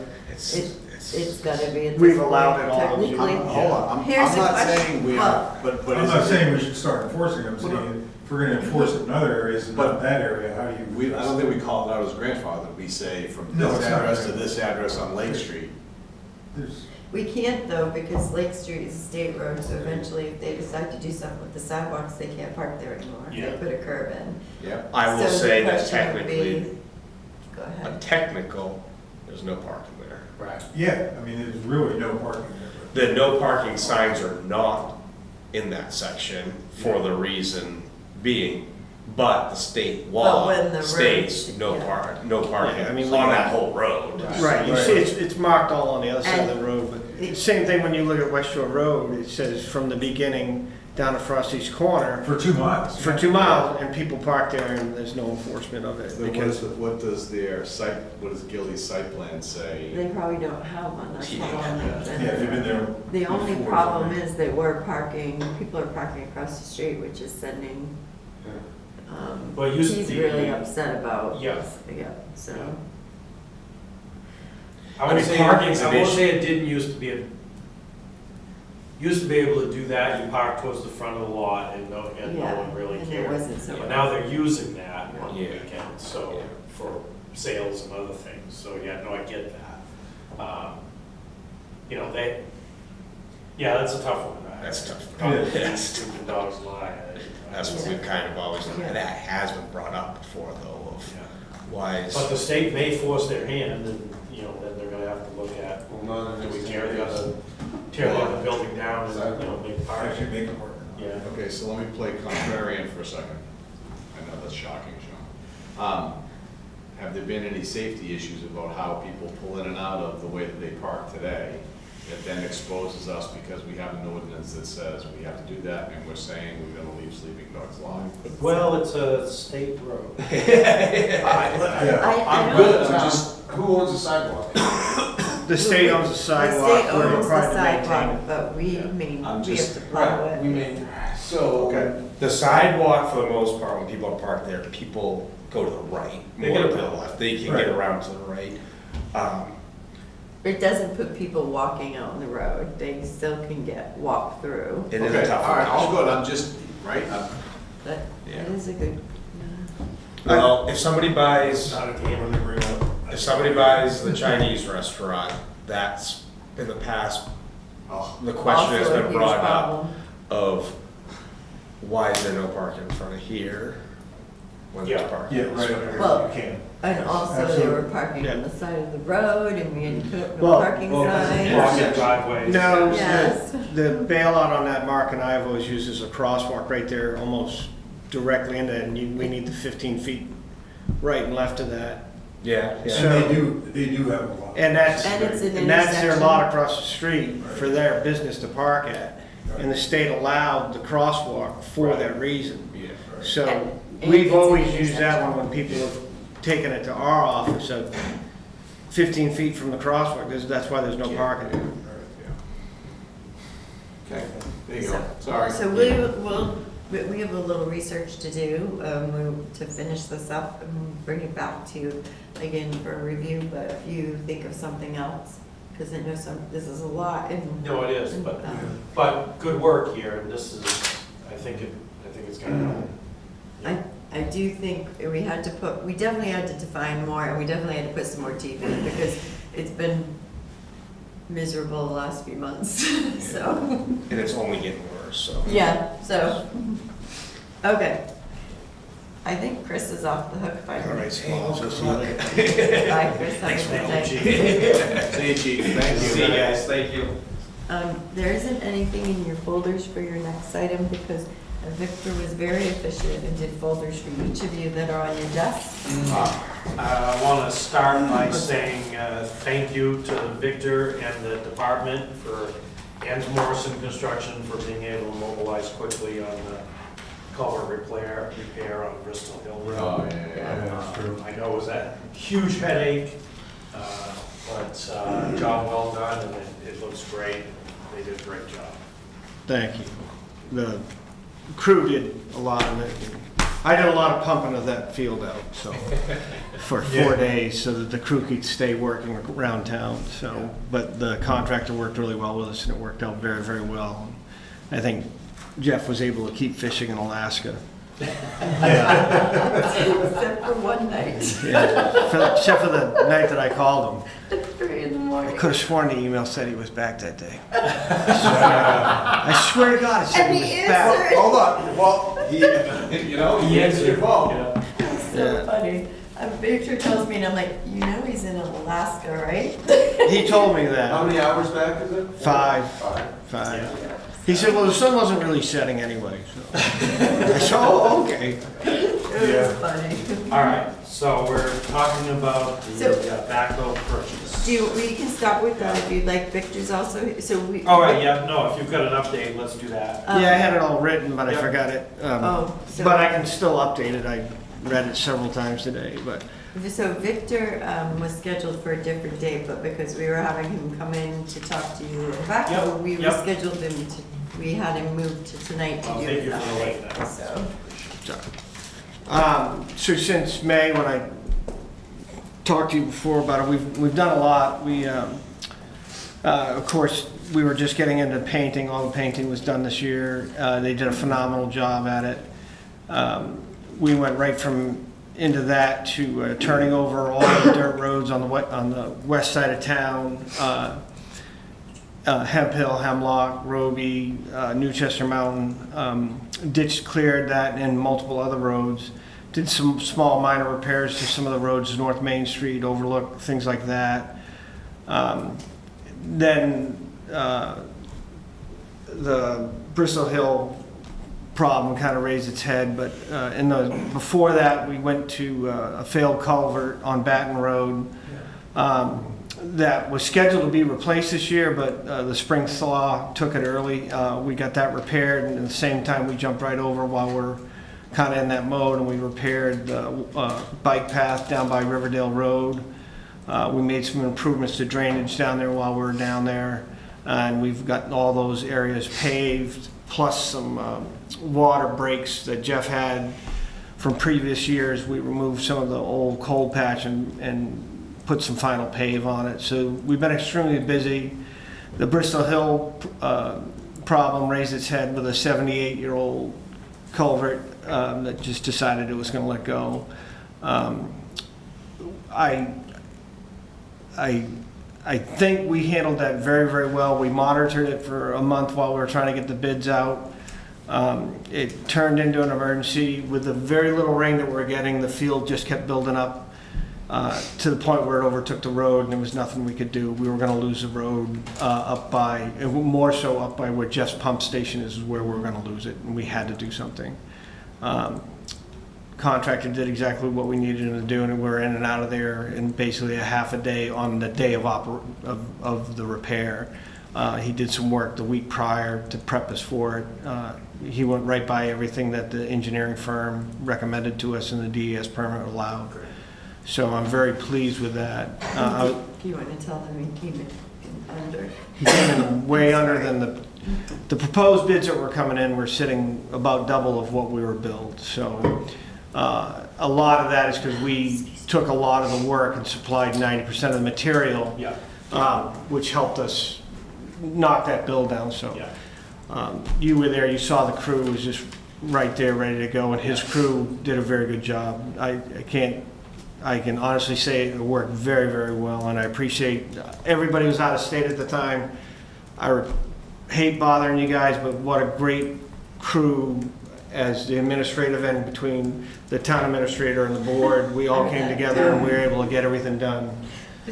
I was out of town talking to him while I was driving to Virginia on the phone. So I appreciate everybody picking up the phone. It worked out well. I was kind of shocked that everybody was out except for Scott, you know, and then I found out he's got a secret phone.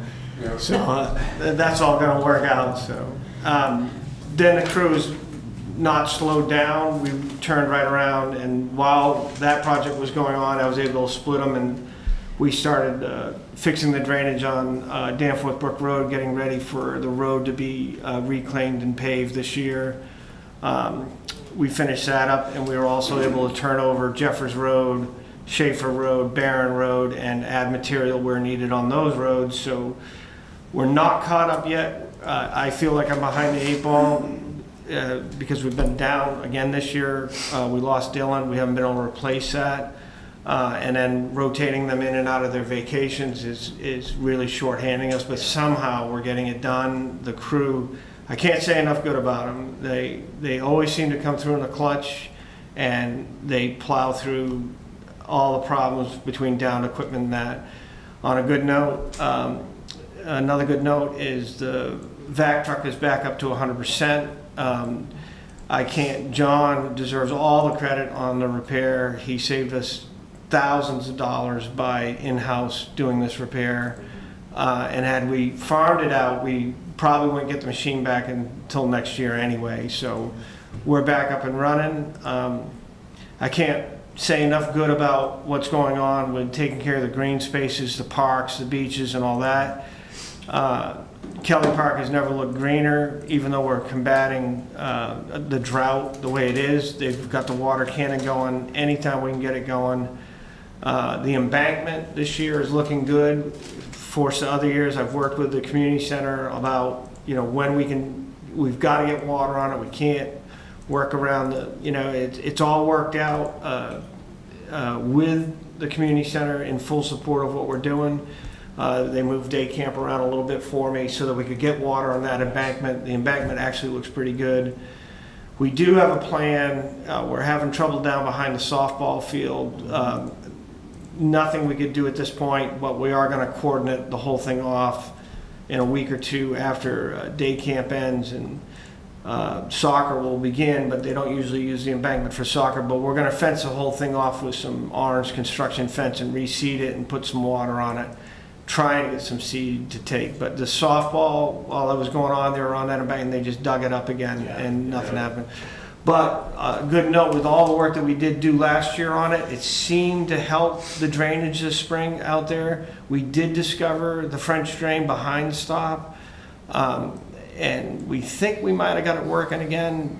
We're not really sure without really exposing it, but we put a lot of effort into that. And of course, that field was redone last fall, and then again there. So again, kudos to everything that's going on, and the guys taking care of all that are just doing an outstanding job between the bike path and all the green spaces, the library, the square, and all that. I can't be more proud of what they're Several doing. things just pop up that took a lot of your efforts. Yeah, and we're dodging a lot of things too. There's been an extremely, and I'm sure the chief probably touched on it, a lot of vandalism in the area on all our kind of green space areas, from the walking path to Kelly Park. Really has been getting hit lately. A lot of vandalism down there, but we've been right on it. When we find it, get it turned over. Looks like it never happened. I think that is also a deterrent that we're not fooling around. That they can't be proud of what they've done for more than a couple of hours, the way we look at it.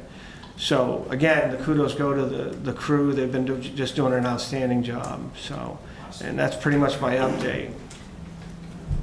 I did, there's one thing that we were going to bring to the board to talk about. I think we still should talk about it, but I can't use the funds that we thought we could. Was the mower. Oh, from the fire funds? Yeah, I can't use them. for Okay. this. So we thought we could use the insurance money, with the insurance money that was left over still, but you can't repurpose it for something else. So we'll go back to the general fund, that money at the end of the year, but we could use it if there was something else we still needed to fix from the fire. We could do that, but we can't just. Well, we were holding that money because of the bucket truck, in case. Right. On that purchase, in case we had something that we just Yeah. unforeseen, we Yep. wanted to hold it, but then when the gearbox exploded on the mower, I didn't know whether we could use that. It wouldn't use it all up, but it would use some of it up. So I wanted to, so Victor doesn't really have it in his budget right now, the gearbox. How much is it total? The whole package is I think $6,000 some odd dollars. Oh, which mower? It's the side of the road mower that goes on the front of the holder. It was bought in 2013 when the initial very first one was purchased. It takes an immense amount of beating on that front end. It's got a front PTO driving the pump out there, that gearbox, and it's 13 years, but it exploded. It literally exploded. We had to do a lot of research to get it. We tried to sidestep the dealer in the United States and go direct, and they just weren't going to allow it. And then we would have got hit with a direct tariff on it. So it ended up, we got the number. And We even looked at a new one. yeah, if we were to replace something, I was like, boy, that's a big number, but how much does one of these things cost? And it's 30 some odd $1,000, so. For the whole mower, yeah. So we do have the parts on order, so we're gonna have to pay for it somehow. And I do think it was a 5-week turnaround. We waited about 3 weeks before the TA and I decided to order them. Because it's a 5-week turnaround. If it does come in 5 weeks, we'll still be able to hit the sides of the road. And at least knock down any growth to keep it from getting bigger. Right. Because it's a flail mower, not a Right. hog, Right. so. What do we have in That's contingencies? what I'm checking right now. But does it have to be contingency? Why couldn't it be out of the highway department, The vehicle equipment fund? 'Cause it's, Well, because we only have about $1,000 left in there from Because the some other. vehicle fund isn't just for that piece of equipment, unfortunately, it's also for the backhoe. yeah, It's also for your other trucks Yeah, as well. and we've so- had some big expenditures, the vac truck tobacco and that fund. And we also took 10 grand out of there the last 2 years of cutting the budget, 5 one year and 5 the other. So that Yeah. number was a lot smaller than it usually is. But I thought that the CIP number for equipment was more than $1,000 that's in there. CIP, it's, oh, you're CIP, talking- oh, we're yeah, not talking about you can't CIP. ta- So the Yeah, highway sorry. equipment fund is for his heavy equipment. Right. It's It not covers all the for- trucks. Right. It covers everything. And we've cut it 2 years in a row. I don't know if it covers parts. Right. Yeah, that's. CIP doesn't cover parts. Your Yeah, trust, the. That's for new equipment. Yeah, it's for new Yeah. equipment, that's this. This number is a little bit off, I have to double check it, but technically I only have 14,000 left. And Oh, you're talking about contingency? money? Yeah. Actually, 13.3, sorry, because we still have to pay for the rest of the downtown plaque. I guess I'm still probably a little confused about the CIP line, because we've done where, I think we've taken some stuff from police and just Yeah, but others it where depends it's- on what they're created for. So police is different, police is specific that you can do those things. Okay. His is not. His has It's specific. how it was enacted. It's how it was Okay, all right. enacted. How it purchased it. Yeah. Capital. Okay, no, listen, Yeah. I'm good, I'm just, because Yeah. from my perspective, it's a $6,000 item. Right. And if you're really replacing the gearbox and stuff on that, it's not like it's a, I'm not talking about You could taking use it, $50 for you could gas. use To purchase a new You one. can, yeah, you could use it to purchase a $30,000 new one, but you can't buy a $6,000 Right. part for the old. Right. Unless you So- amend it at town meeting. Okay, got it, Yeah. So okay. we've had to do a couple of things, the golf carts, obviously, plus their maintenance are taken out of contingency, because we didn't really, that could be adjusted though, depending on what we agreed that I thought we did, that if there's any funds left from fireworks, Yeah. or any funds left from events, that we might be able to split that, Yeah. and that might adjust that 5 off of here. We paid for the Zoll monitor out of here for the fire department, that was 75, roughly 100. The memorial, we had to replace the plaque, is out of here. What was the other thing? Sorry, Franklin Savings Bank dock fee for the TM, because I didn't have I could probably take that and move that somewhere else too, so that was $500. And then, there's a penalty from New Hampshire, actually, no, that came out, never mind. Penalty from New Hampshire Retirement came out of here, so, only other thing was just, we did the second water test on the upper ditch, and instead, at that point, we just did the test, and it came out of here, because we didn't have another line Yeah. at the time, so. Okay. But I think we can adjust, I think we'll adjust some of the 5,000 out of here, we just have to look at those accounts. Well, we also can take a look at other, because it is a bottom line budget, we Yeah. can take a look at other. Transfer them to lines that aren't spent. Yeah, exactly. I mean, for now, we can book it to your vehicle maintenance. And just run it as a line. cost overrun right And now. then And just- then if my budget is See running where heavy it's at the end of the going. year, Right, Yeah, we'll transfer. we can look at the number. yeah, Mhm.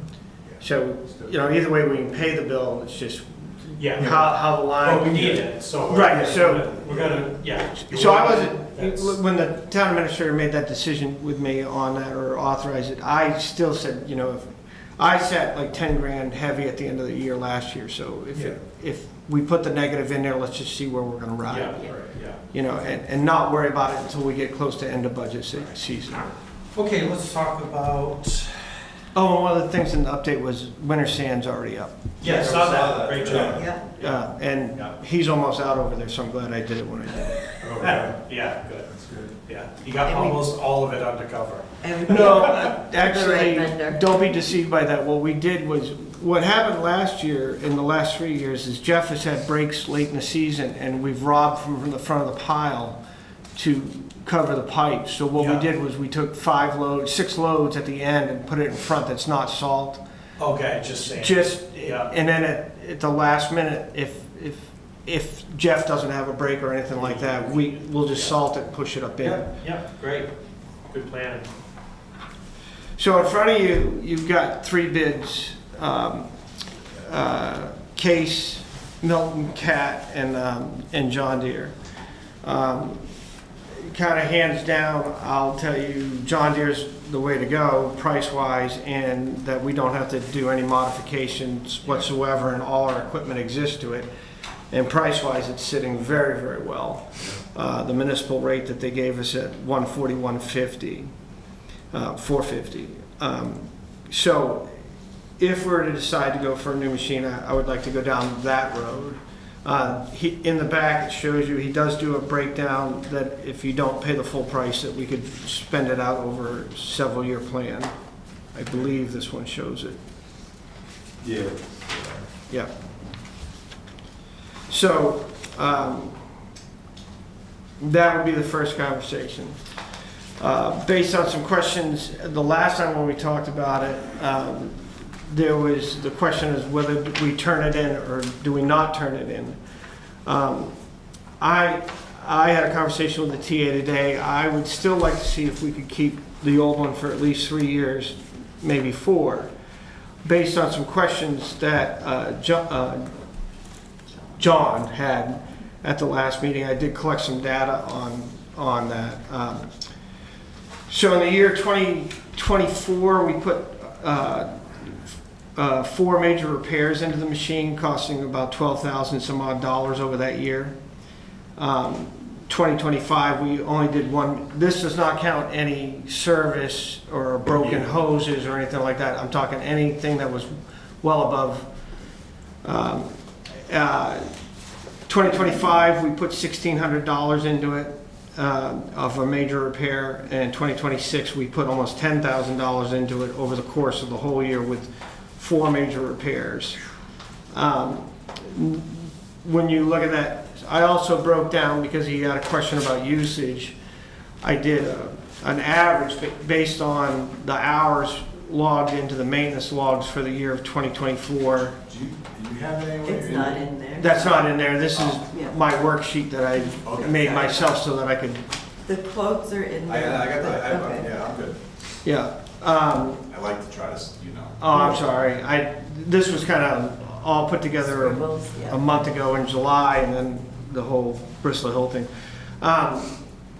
So I broke down, based on maintenance logs and hours from year to year. In 2024, if you take the 52 weeks and apply the hours that were used that year, it comes down to about 30 hours per week the machine is used. But it doesn't mean we did 30 hours this week. It means, because Average. right, it just comes out to an average. The year of 2025, it came out to about 27 hours per week. And 2026, from January 1st to July 15th, when I did these numbers, adding in there also that 4 of those weeks the machine was offline completely because it was down so hard. It comes to about 22 hours per week at this, but we're not in the heavy season of deploying. Like, it's been out every single day for the last month, or 2 months. Yeah. Right, so the average is probably back to somewhere around 27 to 30 hours a week is what it averages out to throughout in 52 weeks. To try and give you some perspective, John and everybody else. I do have copies of, So $1,500, what year is that machine now? so we bought it used, it's a 2013, I believe. Okay. And It's got how many hours on it now? I don't have that number right in front of Okay. me. I just did the averages because that's kind of what you asked me for, so I broke it out in kind of the direction that you were looking. Yeah. So with that being said, in 3 years, we've done to about 24,000 into it, and if you look at the John Deere package, they're offering us 25. Yeah. That means we've Yeah. beefed up a machine that they can now sell for probably like 32 or 34,000 to someone else. And my concept is, I'm trying to prove two things by holding this for a couple years. We held it, Jeff sat out in the back lot and never used for 6 years, and then he auctioned it off and got rid of it. We could hold this machine, and if we restrict this one to the salt bin in the winter and not put the new one in there, we can probably extend the life of the new one, help us do that. We can do the yard stuff with it instead of the new one doing that, but it'll also give us a chance to be able to split and go in two directions, to try and also build a status for you, all of you, to go. We've always been asking for an excavator. Do I believe we need an excavator? I don't, but I do believe it would prove, like what happened on the Bristol Hill job, is we don't have the ability to do a 360 turn and load a truck, and we can't cut a road the way excavator can. So yes, an excavator would be nice, but I can also prove that due to the training that we've done over the last 2 years since I've taken over, we can split the crews in two directions sometimes, and especially in the spring and the late fall when we're trying to prep for coming out of winter and going in. And normally when we fail, it is because the maintenance on the sides of the road hasn't caught up with what we're able to do. By able to split the crews, now with having multiple operators on the crews, we can go after the most damaging thing to our roads is the sides of the roads. Yes. So by holding it 3 years, we might be able to prove a point to ourselves to whether you stay as a selectman or not as a selectman, but as a collective group between the town administrator, myself, and a collective group, we can look at that issue of an item that's been sitting on the CIP for years as a dream. Is it worth going down that road? And I still say at the end of 3 years, we can do a closed bid, start it at $20,000, Yeah. and probably still match the 25 coming back. Those are just some of my most general thoughts about that. At the end of the day, whether we do the trade-in or not, I think the new machine is warranted at this point. Absolutely. I'm sorry, Don. I was gonna say, from the CIP, when were we scheduled to replace? We this? moved that down to this year. This year. Yeah, We so- had a long, we so had a, only pulled a bit. right, so we had a long conversation last year with the CIP and Yeah. with the select board about moving that one down because Yeah, we so it's bought. only 1 year. Right, we moved it This down That's- 1 year. That's fine. So you're either looking at a price of 116 or you're looking at a price of 141, and then again, your decision whether you want to break it up into payments through their loan program or whether you want to buy it outright. Again, those are decisions Yeah, it was that are in front of you guys. It's like 32,000 over 5 years. Yeah, but What? Yeah. One this, of this the, is just a spreadsheet problem. Like, this is just the Yeah. cost of, and you just do the calculation compared to where it's sitting at. so one Well, of it's also the cash flow into Right. the capital reserve fund. It's, all I'm saying is that. Because we have more purchases coming up. Right. I can tell you the capital reserve fund currently has Yeah. $193,000. However, we're putting $180,000 into it this year. That's just what's in it right now, 193. We voted to put in for from the warrant article to fund this. If we were to say we're gonna do it over 5 years, can we do it for 2 years and pay it off? We can't do it over 5 years this year. We'd have to wait and buy it next year. So the question becomes, before we We talk don't have a about the budget years, to buy. what's the 5 year financial lease. useful life of the thing? So So, like, hold on. I a don't second. know if we can buy it over 5 years. If we're buying it now, I think we have to buy it outright because we don't have it in the budget to have a Lease debt it, a for 5-year 5 lease, years. Okay. So if we buy it now, I think I'd have to do some research just to make sure, but I do believe we'd have to buy it outright. I don't believe we Well, could, If we bought it, we'd have to have a non-appropriation clause and then. yeah, and go back to approve it. town.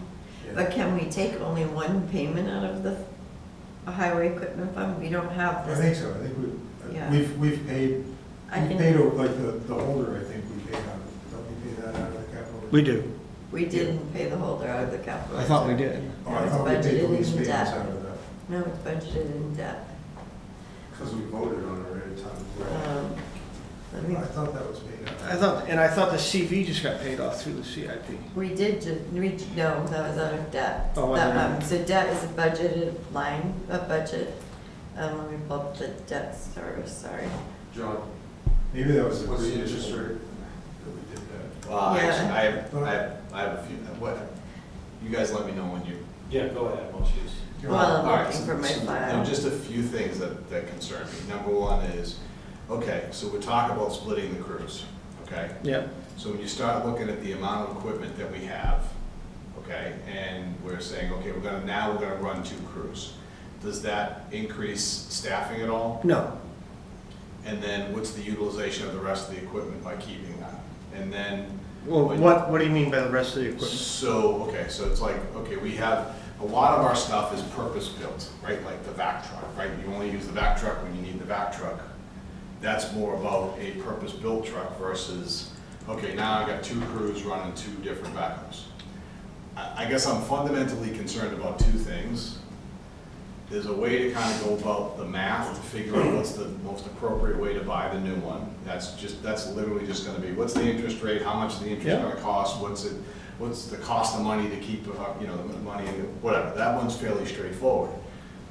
What worries me about increasing the amount of equipment is we end up in a scenario where now we have 2 crews, and now we used to run in 2 crews, and then because we're now used to running 2 crews, now we have 2 backhoes forever. And again, we're a town the size of 3,000 year-round. Everybody's pushing back on where the taxes go. And Yep. the taxes go, they creep up in these little ways. Right, I So we understand. gotta be super, super purposeful about when we say we wanna try to keep something. And right now, my personal opinion is, I completely support replacing the backhoe. I absolutely do. Like, I get it, I've run them, I understand it. We need to have good, solid equipment that we can trust and deal with.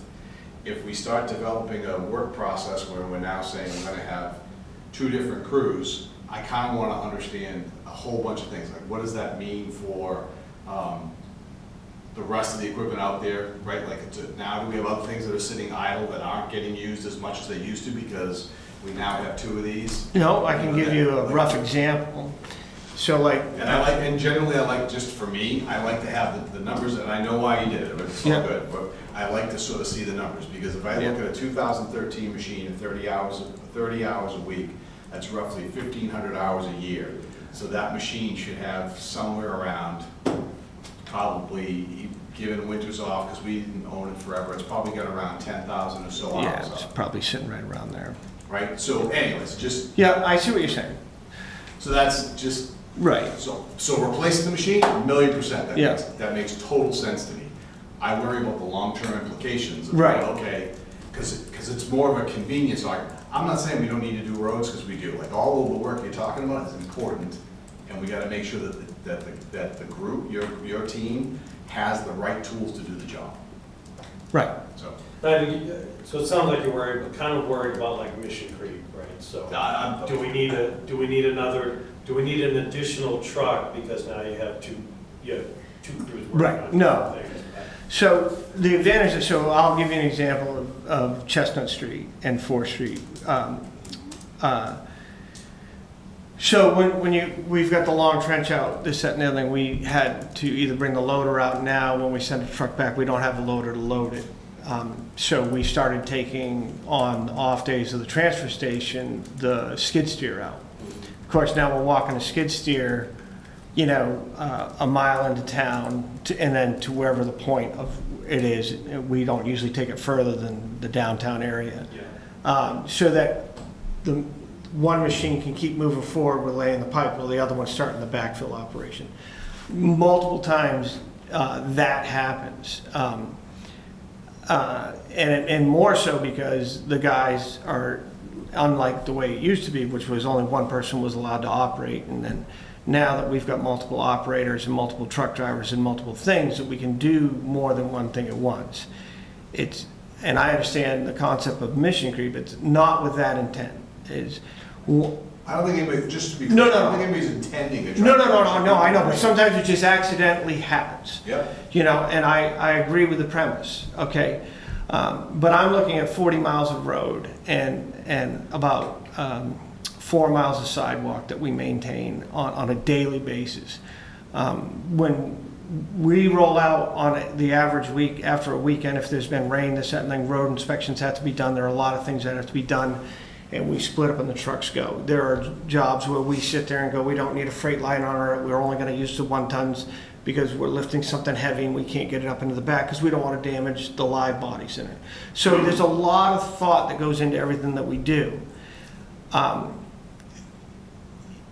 I saw an opportunity here to prove a couple of points that we've all talked about for years and years and years, and now we have the staffing to validate that, to give you the information that you're looking for, to sit there and say, you know, by having this other machine for 2 or 3 years, just to see, and then also prove the point that we can multitask.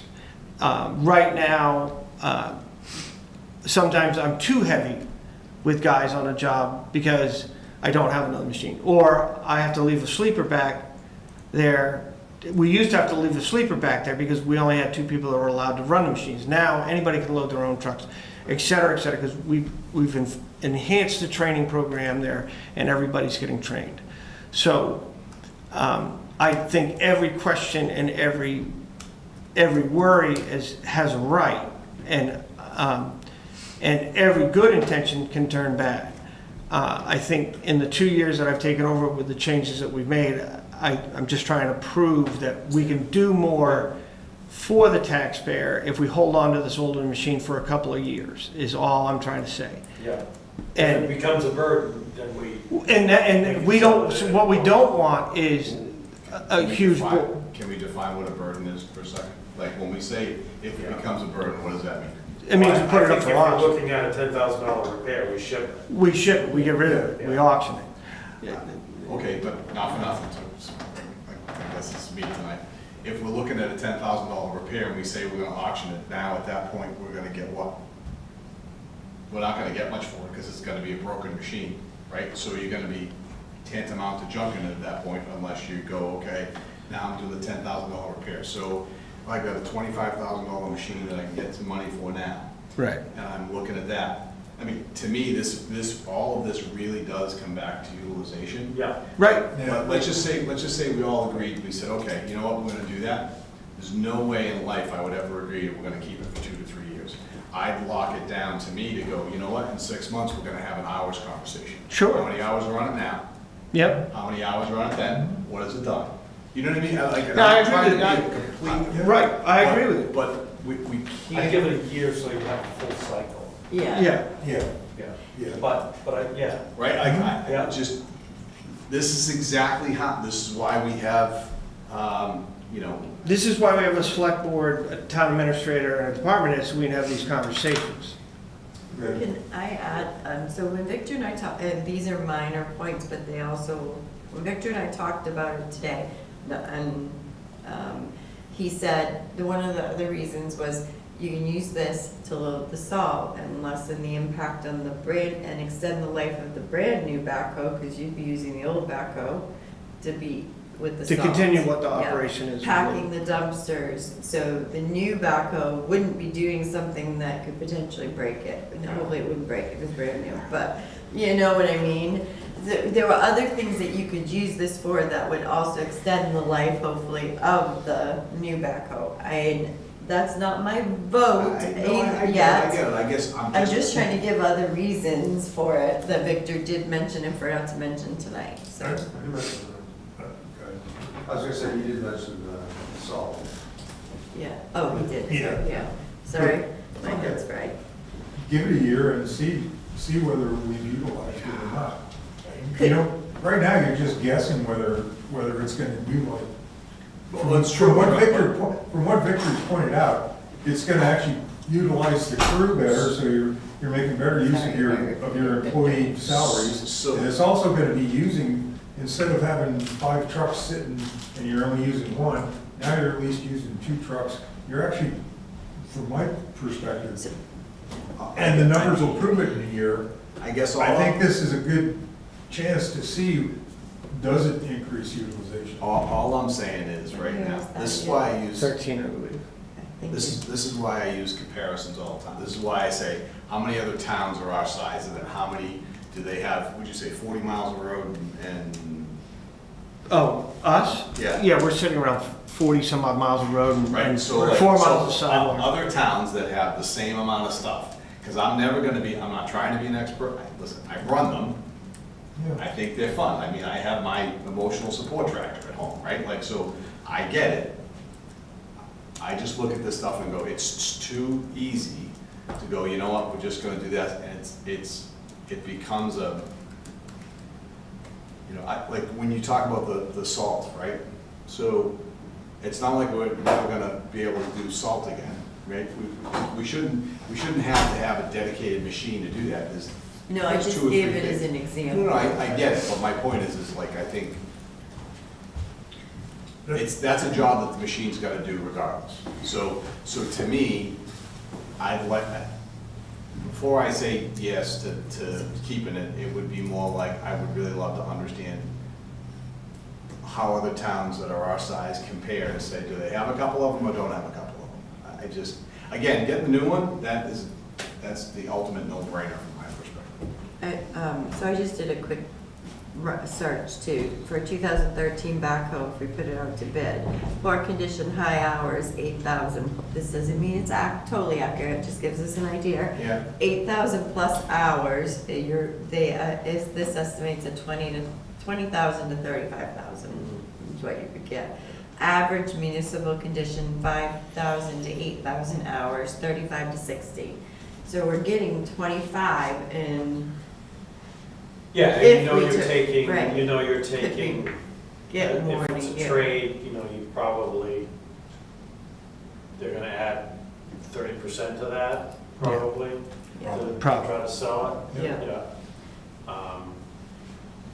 About 40 grand, they're gonna try to sell it So even if we gave 35. it a year, could we get more than 25 in a year for. Yeah. potentially? What's the logistics on the purchase? It's the total. Well, no, if I time. order it, is it in stock? This is based on a production of 2000, of July, so Oh, so it, this would be next year anyway. no, Oh, They say sorry, it's this year Yeah. you're saying? Yep. Sorry. So it's 141,450 without the trade-in Right, my, this year then.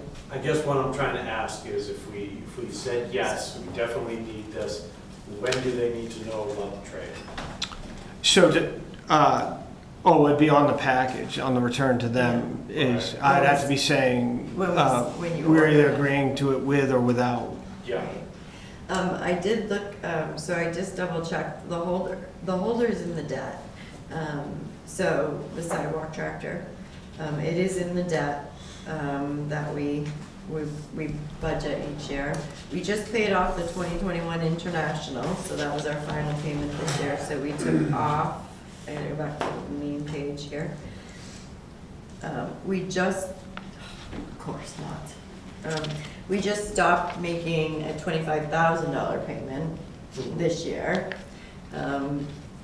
which will lower our debt depending on what Central Street brings in. But, and then the sidewalk PO? tractor, No, let's see, we pay a PO, Purchase Purchase 40,000 a order. year right now. oh, no, I have to get it from her. So we don't have a PO. It's The a question- it's a 2013 one, 310 SK. SK. So the other thing I just looked up, and this is referring us to talk to the town's attorney, which is interesting. But it said, the town could make the first year's payment from an existing appropriation. So if you could find it in the budget and then do a non-appropriation clause for the, so you could do it that way, but we don't, that's a lot of money for your first time to Yeah. find it in the Yeah. budget.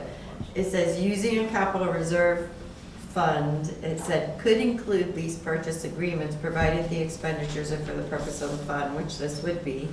However, this is saying that they think that we need to contact the town's attorney because their concern, this concern is that they didn't, it says if the lease relies on a non-appropriation clause, using the capital reserve fund for continuing lease payments may not be the cleanest approach because the financing is intentionally structured as an annually appropriated obligation. right. So I could talk to the attorney though to confirm that, but that was what my concern was. But we could buy it outright. We could buy it outright. We have the money right now, and by the end of the year, There'll be 180. what's the next year's vehicle? I don't, off the top of my Let me pull up head. CIP, sorry. Because that will answer, we'll have enough. I think, money in funds. we had moved the F-550 17, well, because we extended the life of it out to 3 years because of the hardcore, the Core-10 body on it, and we did the transmission, so we extended that out 3 years, so that's the next one in line, would be the 17. I think that's how we moved it around. The 17 Freightliner? No, 550. Oh, 550. But you still sit in the same neighborhood as money, you know, it's not very far off. Sorry. It's crazy. Yeah. So, I'm just opening CIP or to see because this is so tiny. So 2027. It does say the F-550. Yeah. So F-550 is roughly under 100, but even if you estimated 100. No, once you put the live, I think the last time we did it was 128,000 for So you'd the still red have one. enough to buy that next year, even if you didn't fund the fund. But you deplete the fund between the backhoe and that, Right. so. What's in the fund now? 190. 193. It'd be about 50 plus the 180 that's going in is 230. And Yeah. Yeah. Next year, we'd be spending about $130. Yeah. So I get very different trade-in numbers than you did, Christina. when I just- That's why I said it, mine is not 'Cause- trade-in. 'cause- My trade-in, the only thing we've got for trade-in offer is 25, that's Well, period. the other one's at 30. I 30, didn't that bid. was case. Yeah, I mean, because right Oh, now I'm did coming you up with tell them about your 35 or equipment? whatever, that's, I mean, Did you tell them about your equipment? What? Your equipment? Did you tell them about that, if I didn't hear that? Oh, Yeah. Sorry. yeah, I did. He did say. Okay, yeah, sorry. It's all compatible. Whereas going to the case or to the cat, we would then have to be talking about possibly new equipment, you know, the forks and stuff like that. And you're gonna need a new 550 next year? Well, You do need to replace. Well, so the CIP, you guys, I don't know if you were at that meeting, but they had just, I said, I thought we could extend it out because we Oh, did I that new haven't- transmission a year and a half The new ago. report's right here. I wanted to stick it out 2 more years or another year because it takes a year to order one. So I was looking at 2028, but they told me to back that number off and reevaluate at the end of this year Okay. the truck status, which is, it's running pretty strong right now. So I was looking at last year's CIP, this Right, yeah, year's so that's CIP, I was so just trying to figure out the Right. timing. We're pulling this in, but we're pushing asset that is out. right Right, here. and if, Possibly, so Right. the cash flow, It might- it's already planned into that Right, fund. is exactly. Probably intact. yes, so since we're dealing with estimates, roughly, how many hours, so if you're doing what, 1,500 hours a year with a single backhoe today, what do you think you're gonna be doing in, you know, if you kept this one, any idea? if I, If we kept the second one, what does the second one end up, so does the first one still do 1,500 and the second one is maybe 700? no, I think it would be lighter because especially if we're pulling it out of the salt shed where it runs, it has to run the entire storm. It'll be sitting idle in the bay. So you'd be reducing the hours on the new one and probably maintaining the hours on the old one. So the other one. Just so- not, but just not as hard because it wouldn't be assigned the bigger of the jobs, it would be the Right. lesser of the jobs. So then the maintenance line, the fuel line is in the budget. Yeah, I don't think And then you, those I don't, those I have to don't, go up by at least 30 or 40%. I don't think on the fuel line, no, it's You're not. using the same number of hours, the fuel line wouldn't You have change. 2 machines now. Yeah, So but you you're gotta using the total number of hours is still. It's gonna be still the Total same. number of hours is gonna be a little bit more. Just a little bit, but If not. you're running 2 crews. Yeah, but you're not running, Yeah. Time out. If you're telling me we could run 2 crews, I have no idea how you end up with the same number of hours on 2 different machines. Because instead of taking You're not- 6 weeks to do a certain amount of work, right? You're doing that same amount of work in 3 to 4 weeks. Yeah. So you're But- still doing the same amount of work, the same amount of hours, you're just getting it done in a Plus, that's gonna timely be, the fashion. new one's gonna be sitting in a storm where the old. Yeah, and- one- In a storm where that's sitting idle, not using fuel, the other one is using those hours. You're not Whereas using you fuel. still need I to use X number of hours for a storm, It's just which machine do you put it on? I need a spreadsheet. Which one do you put the fuel in? Yeah. Well, we won't know until we get through the first Yeah, year, yeah, no, so. sure. Yeah. So, Mr. Chair, I'd like to make a motion to purchase 2026 310 backhoe loader manufactured by John Deere for the amount of $141,450 with no trade-in allowance, and to allow the TA to sign off on the purchase order.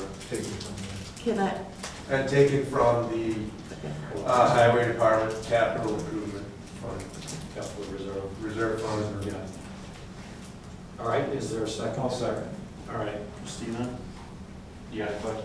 I was Question or comment? well, I was gonna, even if, this is not corrected to that, if you wanna change that year, by the way, it still says 2027.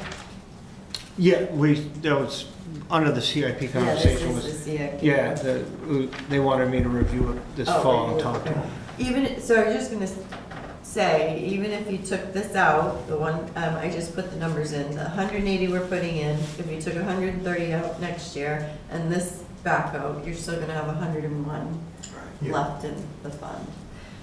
You just have to decide, well, how are you gonna fund it next year? Right. And if we are taking a year off, that gives you time to. What's next on our list?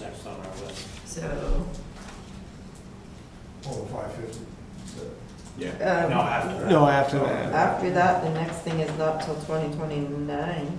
Freightliner. There's two, No, according to this. it's probably the Ram or the CV would be the So- oldest things in the fleet. So 2029, you have the It's, six-wheel dump.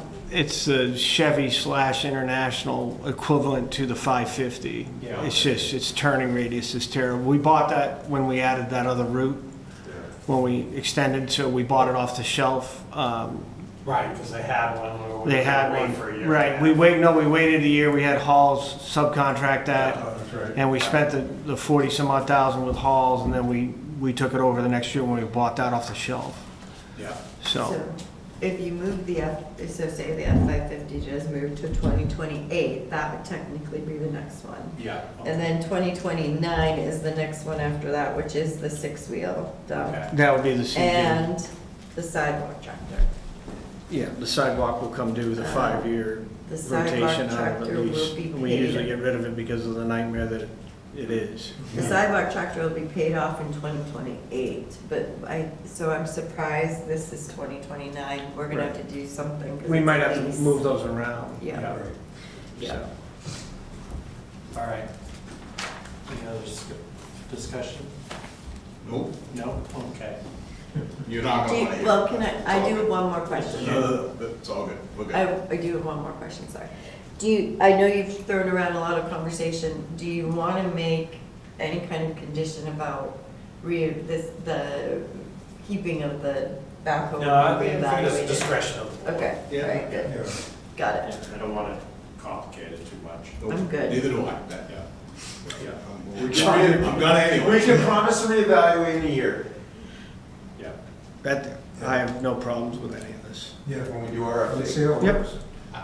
I'm sure you'll have those numbers in the spreadsheet for John next year. I'll make sure you get this straight. He'll give them to Ben. Ben can put them in a spreadsheet. Let's just be clear, we have the budget cycle coming up for next year, and, yeah, anyways.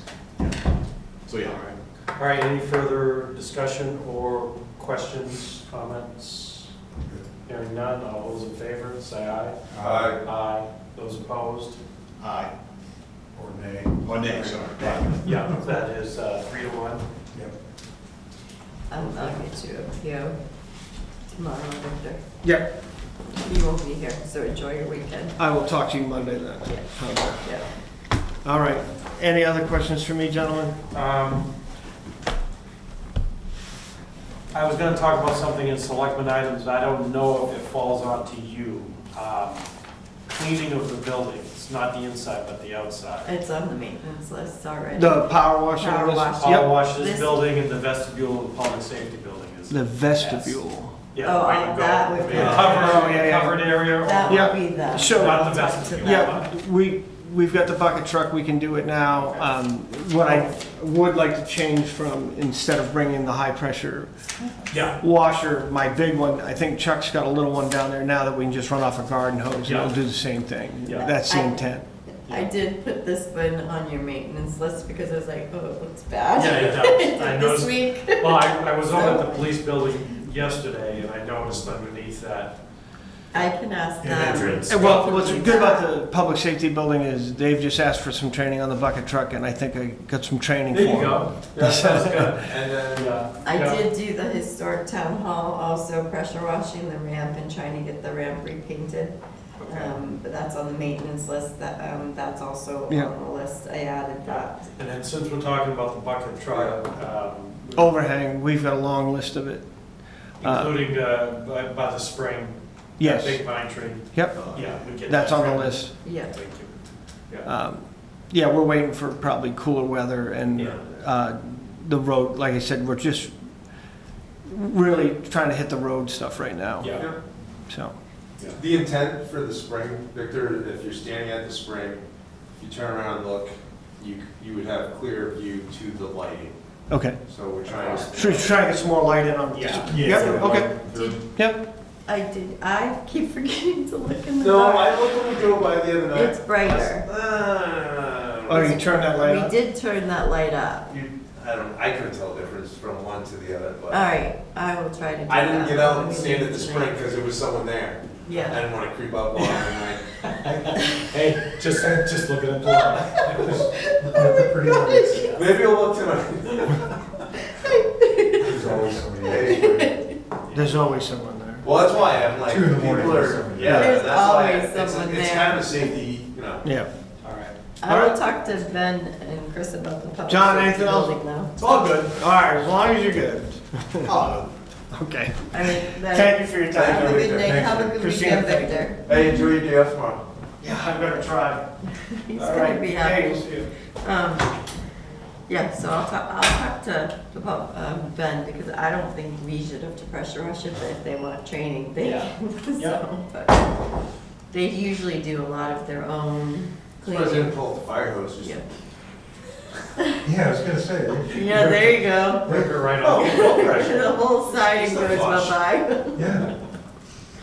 I can't find my stuff all of a Actually, sudden, town sorry. water has good pressure. Yeah. Oh, down there, yeah. The tank is pretty good. Holiday schedule. Okay, so this is a quick thing. We approved it last week, but one of the things I said I would like to go back and do is double check the transfer station, make sure we also approved anything that affected them. So if you see on the bottom of that document now, there's one that says all holidays that fall on Monday, the transfer station will be closed but open on Tuesday. And then on Saturday, December 25th, it was the only one that was affected. We obviously were gonna close the transfer station. But I said they'll reopen their next normal business day, Monday, December 27th. So you guys are good with that, correct? Okay. Next. So I'm going to just sort of skip this. Okay. I'm gonna send it to you because, Yep.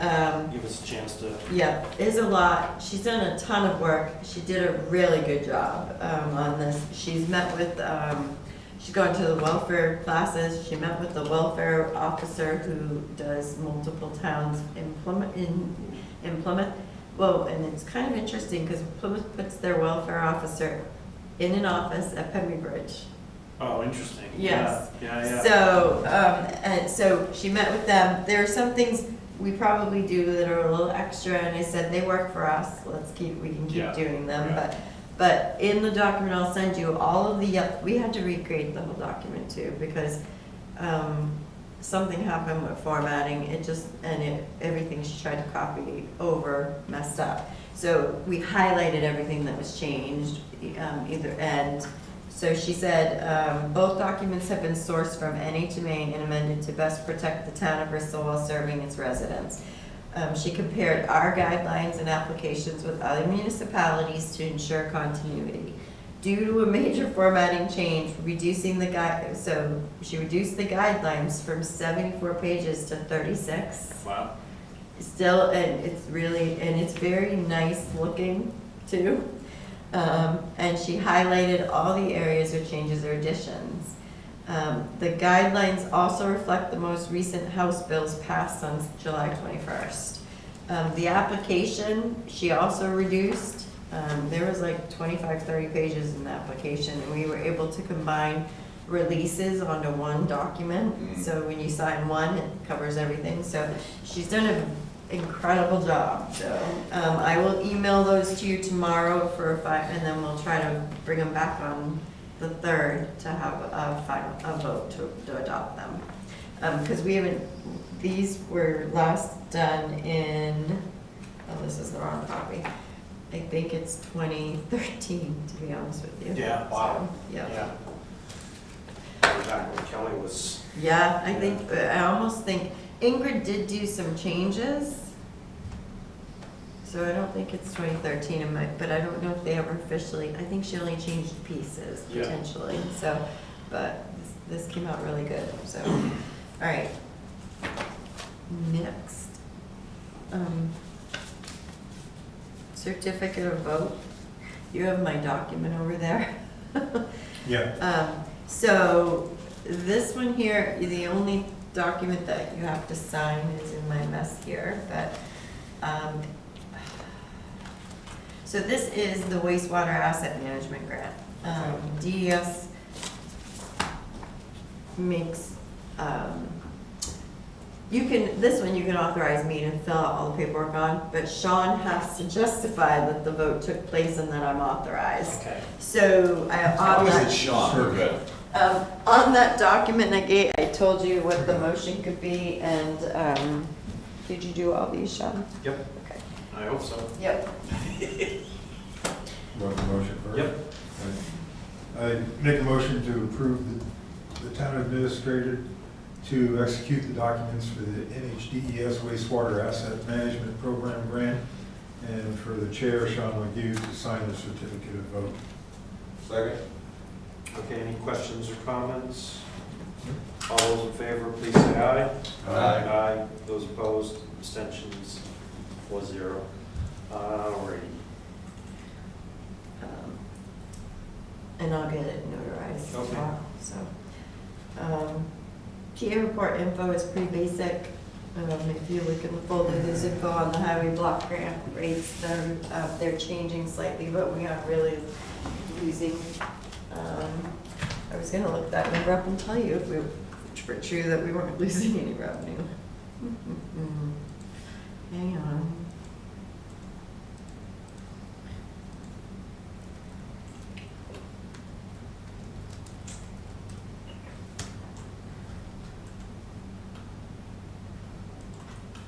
Does the insurance certificate go with the last thing we were talking about?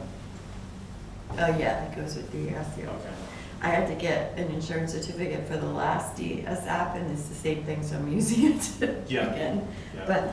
But, so we budgeted, so we are losing a little bit.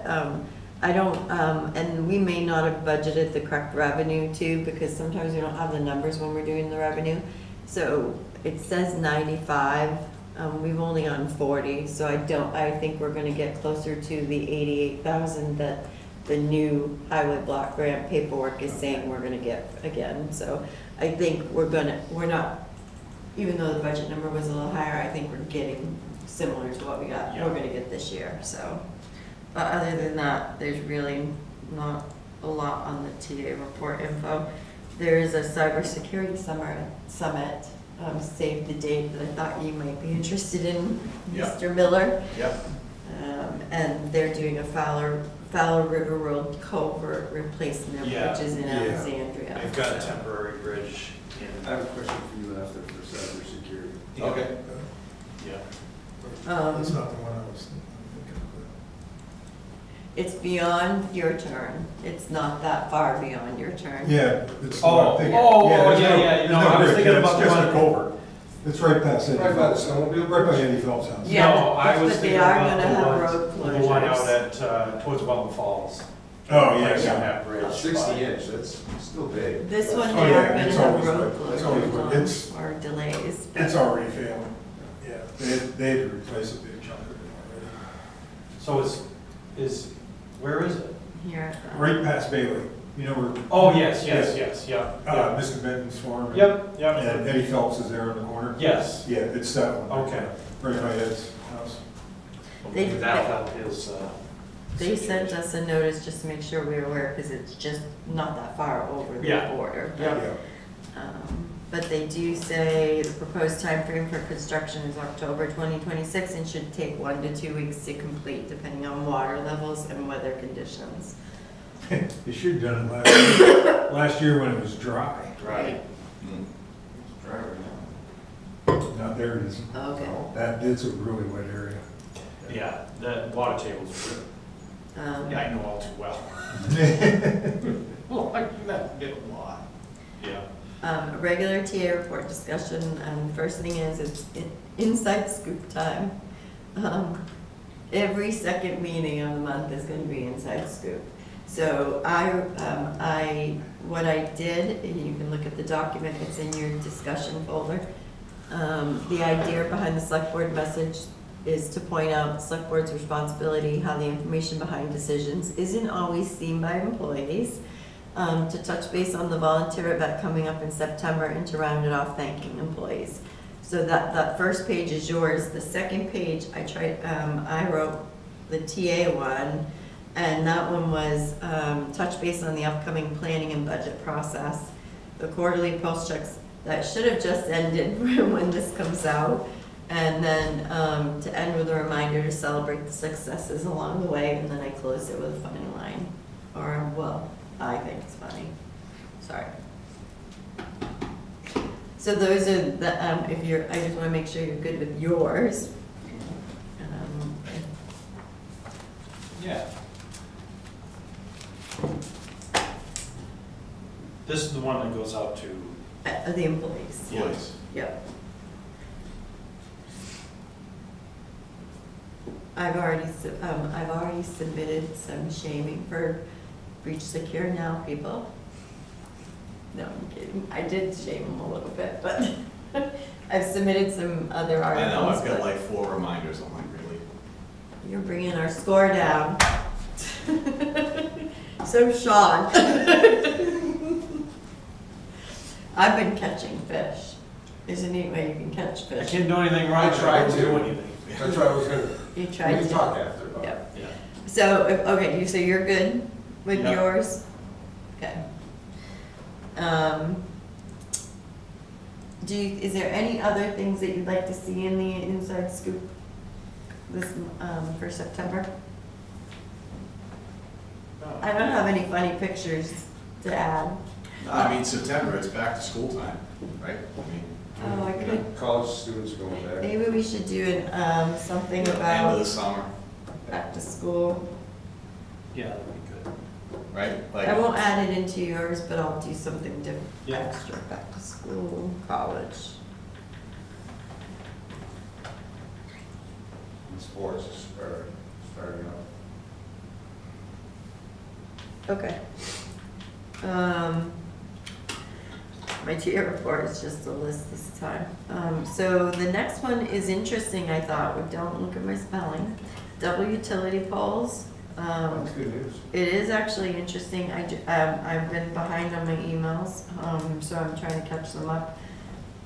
I've got them down now, cleaned up quite a bit, but the interesting thing is this, they're not giving us, so what this is, double utility poles awaiting line transfers to new poles. This is one of our biggest, had been one of our Right in front biggest of my house. discussions. Yep. So this is from NHMA. There's a bill that passed to resolve the concern of many municipal leaders, SB 16. They established a stakeholder group. So the initiation of a proposed resolution to the issues began in February 2025, which I didn't know this was in progress when we were talking about it.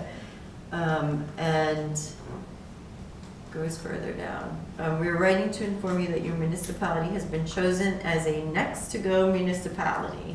In the very near future, you will be contacted by personnel from JBC, a company known in New Hampshire, to discuss any concerns you might have or impediments to work that needs to be completed, a planned parade or other community event, for example. The start date hasn't yet been determined, although the company may be in your area at this writing.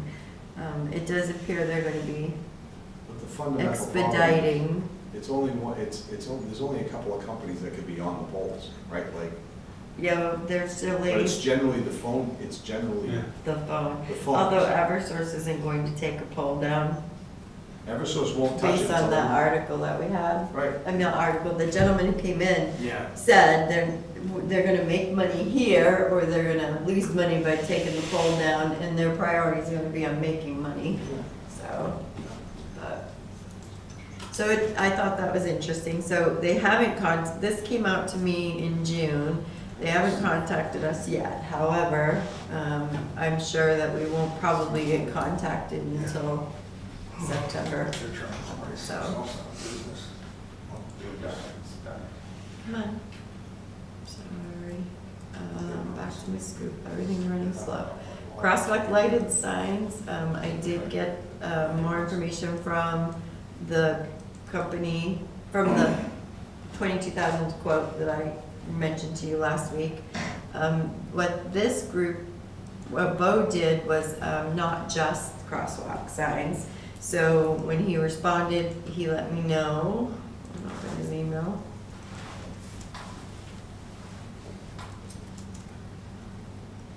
Oops, it's David, I should go there. So he said the cost included 2 signs installed. It also includes a safe walk illumination package that lights up the crosswalk itself. And that was what the 22,000 was for, so that's How does it what, light up the? in your Oh, it must be a folders. spot. Spotlight. Oh, that spotlight. Pole on each side. So that's gonna be a There extra is expense. if you open the folders, there's there's no pictures though, I just looked at it, sorry. But this whole thing does show they can be solar, on this quote. Yeah, So- safe walk illuminated package Yeah, and foundations. yeah, 21,868 they said, so. Cost, solar powered, so theirs is rectangular rapid flashing beacons, solar powered, includes solar powered RRFB system with 2 poles with solar units, light bars, push buttons, and signs, and safe walk illuminator package. So do you need the illuminator package if you have street lights right there? So we're thinking right now the middle school. So we Right. only wanted to do one, and we did a solar at the middle school. It's dark on that crosswalk. I don't trust don't Yeah. believe that light lights it up at all, because But what my, about down here, Central Square, there's a street light right there. If you Google safe walk illuminator, you get some pretty good pictures of what it is. Mm. Does it say how much they cost? Yeah.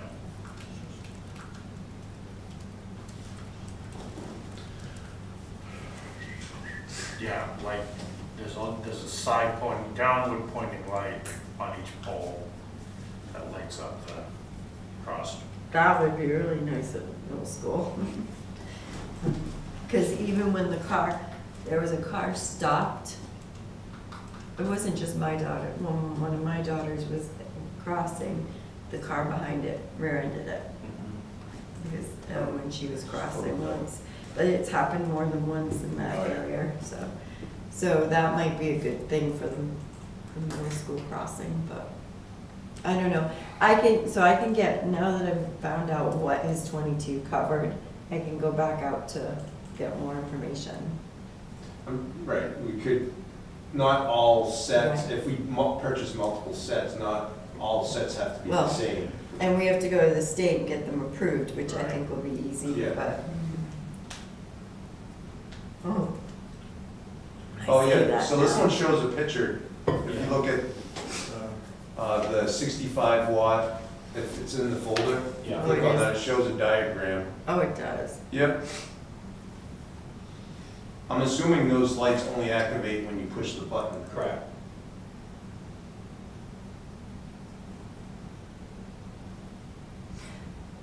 And so this one doesn't, the picture on the cover is showing it flashes a light back and forth, like on a light bar. But, so you can still do the ones that go around the sign, but, I don't know, it's a The double strobe underneath the diamond is. It's a fine I've line seen that. between wanting to be safe, but also Yeah. right, how much? not wanting a disco light downtown. Well, I definitely think coming at Central Square, that's definitely warranted, especially coming down the hill. Yeah, The sight line, if someone's on the inside corner, Oh, yeah. they turn that on, they know there's gonna be someone, they can slow down ahead of time. Yeah. When you're coming down, it's hard to see somebody trying to cross. Yeah, it from is. North Main. I mean, Well, we Oh, yeah. brought it up today. yeah, we in did, the we bridge brought, we meeting. brought that up at the bridge meeting. We could do what, Brunswick, Maine did 20 years ago, where you have a flag, just put a flag, walk across with your flag and then put it leave it on the other side. Oh. Yeah. So If- how many are you thinking to look at then? Well, we don't, We right? don't have the to do project's- that one. Right, the project's gonna take care of that one. So we And have They're gonna do Central two Square, potentially. right, yeah. right, so Central Square, do we want one at the library? I'm kinda And saying Central Square, you're not doing the long cross, you're doing the No. cross from. From the bank to- to yeah. the T, to Yeah. the corner. So one there but Oh, do I we- thought you were talking about the one at the south end, by the bridge. and one by this, Oh, by the yeah, bridge. And by the way, why would we do one at the line? I know people cross there, but don't we want them to go to the intersections? Like the more we put something in the middle, I wouldn't you said do the it library, right? lights. the library would be a question. Well, I'm just saying, like, does that mean we're starting to try to have to add stoplights and things in other places? Like, because fundamentally, you're going, okay, when you put the crosswalk, you're saying, hey, this should be a safe place to cross. Right? So Yeah. like, where do we want our safe places to cross to be? So people cross there. I'm not saying they do, I'm not saying they should or shouldn't. I'm Right. saying, Right. as soon as we do that, Yeah, how does that then look at the flow of traffic when you start to go, okay? well, that would be a up at the DOT post office question. and I've got. That would be up to And then up DOT. at the center. Yeah. Or- Yeah, my favorite is when they, you got the one at the library, but 30 feet away, they're coming across the road. And acting like you're in a, Right. acting like you have to stop because Yeah, they're in a So- crosswalk. Exactly. At a minimum Rather three, than waiting. possibly four. So there is an email, we also received a concern from, and Chief Yeah. did a nice response to it, that's in your folders. Yeah. But this person's asking because they feel it should be in Central Square, so at a minimum three, possibly four, or just get a quote for four for now and see. And are you thinking the lights or just the flash? Let's see what the cost is per unit with and without the light. Yeah, it's like the thing that we're trying to do at the middle school. That's, honestly, that's probably more flash than needs to be light. Right. Because kids aren't gonna be trying to cut across at 8 o'clock at night from school. They are cutting across after concerts. It's good. In And the then- park, it's on the Oh, time change. Middle Music school, concerts, yeah, school concerts. music, well, and I use concerts as an example because they do. Totally fine. Leave I'm the just- park over there. Yeah, I got that. Because. Right, I won't get used as much, but. Again, that one's a problem because It goes to nowhere though. It we're, goes, right, it we're, doesn't go we're on the telling side. people you can go on private property Right. because that's, yeah. That's but I my never whole- understood. And I know it's a business, but it's not a business for I've never the understood school. why the crosswalk is even there because it ends in a flower garden. Yeah, Yeah, there's no sidewalk. I don't Well, it's understand not- why it doesn't meet And now it's some, just a bark mulch pile. yeah. So then maybe that is a meeting where we have the superintendent come in and we have a larger, the superintendent and the chief, and we go, all right, let's talk this through, because we're willing to try to go figure this out, but then it creates this problem. And And here's my last question. We couldn't get one for Dollar General where people are legitimately crossing the road to go to Dollar General or crossing back with their packages to walk home, or walking on the wrong side of the road because they don't want to cross back. But we are sending the kids to mulch pit. Yeah, no, Yeah, DOT may not allow it, although the crosswalks are already there. DOT said no to the Dollar General because we tried. And they take away the one at the church because it's not safe, but now it's less safe because they took it. Yes. They took it away. yeah. Oh, DOT Yeah, took it away yeah. DOT wouldn't let us have the church one. because why? It says it's not a safe Speed limit. location to cross. It's the So they speed don't want to limit. put But we have a church. yeah, They took it Oh, away no, the other way, to the restaurant, to the rest. to Hobart, going from To Hobart. Hobart. cross Okay. 3A. Yeah. They took it away also from the bike path.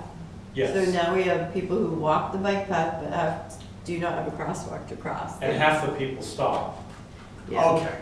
Because of the speed limit. You guys That's gotta what they make my claim. head right tonight. How, who? Yeah, okay. DOT. Don't even try to figure out DOT. The one about the crosswalk was frustrating because they designed the damn. I Well, know. that's all, so like, that's what, like, at the bike path, Right. Scott and I, we did a bike ride the other day, we literally went across there and it was like, okay, this is painful. Yeah. So Yeah. they designed it as, okay. They It was took, initially there and then they they took took it it away because of the speed limit. They said we can't have it there. But, So they don't want people crossing the street there. No, they do. at your own risk. at your own risk. They don't want they don't want vehicles to stop, Yeah. to have to stop. I think it's more dangerous to have a vehicle stop in a 40 mile an hour zone or 35 mile an hour zone. Yeah. And with the blind, with the kind of the limited, it's the larger truck stopping at that speed with the limited viewing. Okay. Okay, I'll move on for you Please, now. because- Under also. Same reason the 50 mile. So sorry, I was supposed to give you a heads up we were taking pictures tonight. What? Sorry. We are taking advanced pictures for I'm telling you guys, you have to answer your questions, and you have to answer your questions when they come to you from Kate with stuff about Bristol. Okay. Is that the one did we already get that email? You might have already, yes. We're just So- gonna get all of you guys to do it once. We're gonna try and get it all done for you at once, but we're gonna put them in individually, and we're gonna take your pictures. So, the questions, I can actually just send you this if you want again, but I think Sean may have already started to do some. All I did was the profile, because he asked for a profile, but Did you ask for questions too? Yeah, same question. You might not have seen the questions then. Good. I probably scanned it too fast. Yeah. So, I can forward you the questions, but we are taking pictures of, individual pictures if you're okay with that before you leave tonight. And it'll all be set. We're calling it the select board member profile, but there are questions, and, which yours is probably fine, part of what you did, but, it doesn't talk about Bristol. what you do for Bristol, Yep. so. No, that's fine. Okay, so that's cut and dried. Next, where's my list? All right, well, community conversation flyer. I'm a little behind on this one, but, in your folders, there is a flyer, which I think would be, I'm going to get posted, on the website. But, also wanted to announce for anybody who might be still watching at 9 o'clock. So the flyer says, what is a community conversation? A diverse group of neighbors gathering to discuss big ideas for the community. Who's it for? All Bristol community members and organizations are encouraged to attend. The location will be at the Tapley Thompson Community Center, and it's being facilitated by CDFA, which is Community, I have to look at the fine print. Community Development Finance Authority and the New Hampshire Humanities. And it's gonna be Saturday, September 12th from 1 to 3. This is part of, when Les was here, she said she did let you guys know that she was applying for additional funding, and we encouraged her to. So this is part of that step, is, these are required at community conversations. There are other documents in the folder. that talk about the requirements for this funding and an overview. You can certainly take a look at them. The approach is that they will discuss core themes using facilitators.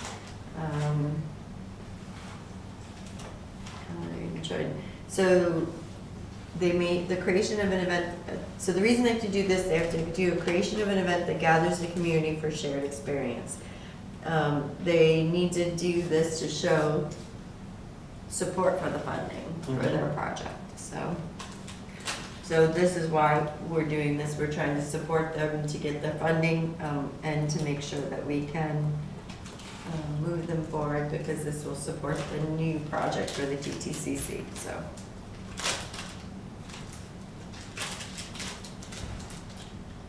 The goal, oh, I found the goals now, sorry. Provide a space for people to make connections and engage with one another through social interaction and civic engagement. Provide a place for people to come together, interact and learn from each other. Focus on access so that all who choose to engage will have the opportunity to do so. And reinforce a sense of civic pride and civic participation, while also increasing knowledge and understanding of our neighbors. If you need more information than that, let me know. What's in the calendar? Bridge meeting. Do we have a bridge meeting? Yeah, I like the bridge meeting. Oh, never mind, you got it. That's a different calendar. Yes. That's the family calendar. Oh, gotcha, yeah. Oh, seasonal one penalties missed the consent agenda. I didn't want to make her wait until I'm trying to set deadlines for now, so I'm not doing board meeting materials Thursday. Yeah. I don't want to do that anymore. So they're gonna have deadlines of the Tuesday at 4 o'clock. However, I didn't want to make penalties wait. These are the seasonals. It's very little. It's $260 for sewer. So if you're okay with approving those, then we can get those taken care of.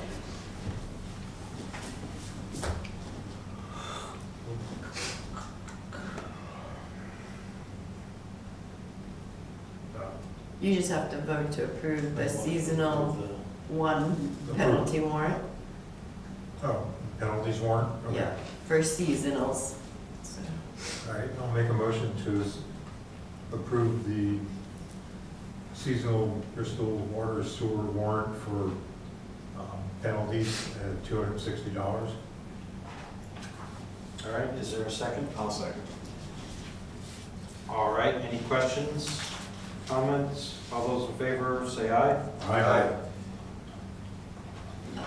Old Home, just a reminder for everybody, Old Home Day is next Saturday, August 29th. Also, Volunteer Appreciation is in September. I didn't send you an invite yet, that's my fault, if I don't think I did. September 18th, I need volunteers from the board to help get some gifts For volunteer day. for Volunteer Appreciation. I don't First wanna- of all, Old Home Day was what day? Saturday, Next 29th. Saturday, August 29th. Let me look at them. Okay. And then volunteer appreciation. Save the dates are going out by tomorrow for them and to RSVP. I just have to fix when they are RSVPing. I'll send it out to all the And committees. that's the 18th. 18th. So September 18th, and that is at night. I'll send an invite because 5 o'clock. I think we moved it to 6 to 8 at the request of the recipient's family. Okay. But I need to, so I need to know who's cooking. You did a great job last time. Sean? Sure. Sean and I, it was a team effort. Yeah. Yes, I know. Just not gonna have John Oh, tie that's the right. knot You on had the the apron. I had to ask a stranger to untie my knot.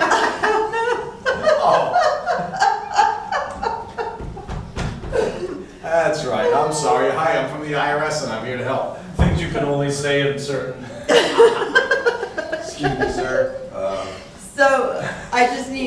anybody can solicit for some gift cards, that would be great. How many people? So that's a We Friday. don't actually. know yet. Friday We've meeting. asked for RSVPs so that we can know how much food to buy. Yep. But usually we just do, at this event, we probably just do hamburger. We have some foods and soda. How many So- gift cards do we need? How many do we want to give away? Okay. I can donate two from me, but I can't make it from, I won't I be was there. gonna say, What's that? you have to put a clause on them. If future. Right. This has no cash value. All right, and then, there could be something I'm missing, I have no idea, but I did want to tell you. So cemetery trustees are gonna do, they wanted to do what they call an employee workshop. Let me just, I had to ask them to reschedule, they were gonna try and do it sometime this week. So, but we've got them to move it, and they're calling it a walk and talk. Oops, wrong one. So what day is that? September 10th at 10 a.m. They will do, at 10 a.m., they'll welcome anybody who's there, introduction of the trustees, explain their responsibilities, start a tour of the cemetery. So the plan is to do the Worthen Cemetery and its boundaries, show how they clean the headstones and the kinds of headstones in the cemetery, and then answer any questions. So it's really going to be about an hour. I'm going to put it out to all staff to let them know that they're welcome to go to this. So they just thought it would be a nice thing to talk, to open up the talk to employees, so, and select board, of course. We do have a non-public at the end of the night. Hopefully it'll be very short, not very short, but I mean that, but brief. Yeah. But that's it from, I think, from me. All right. Scott? I think I'm good. All right. Don? I think I'm good. All right. John? Bruce has got a little bit further along with his documentation stuff since I didn't since he share it met tonight. with us. Since he met with us. Yep. So that, I think, is gonna get cranking soon, so I'm looking forward to that. There's one more thing. Go ahead. I did send him a contact. I emailed Franklin Savings Bank, I haven't heard back from my contact, so. Yeah, so anyways, I think, here's the part that's most interesting to me and something I think we gotta consider. We need to get the attorney up off his whatever and get some answers back to us about the short-term rental stuff. Yeah. Yes. Because, okay, so we just had another couple Well, of that's houses not the go only thing. in my neighborhood, right?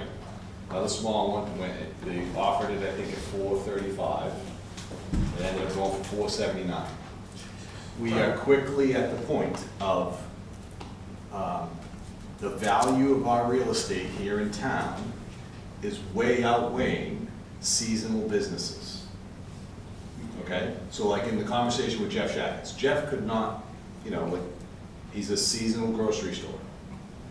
That works because it's been there bloody forever, right? I'll be in depression once he closes down, like after Labor Day until he opens up again, right? But the value of that real estate doesn't sustain it anymore. That's correct. So if somebody were to try to right? So it's like, we really have to think about this. And then when you add the ADU piece, I was talking to Christina about this. Okay, so now you consider, okay, we got ADUs.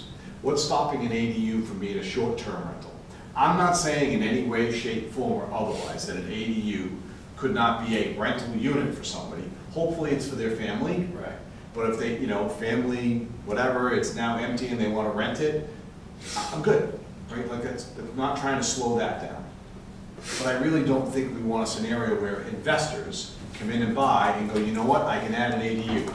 Because for 40 grand, I can buy the shed, the whole thing over there, and I've got enough for room in the septic system to add another bit, right? Like, There's ways. we have to fix this. We gotta think about where we need to work with the planning board We need to get with them, and we need to work with them around how we intend to look at this from a community perspective.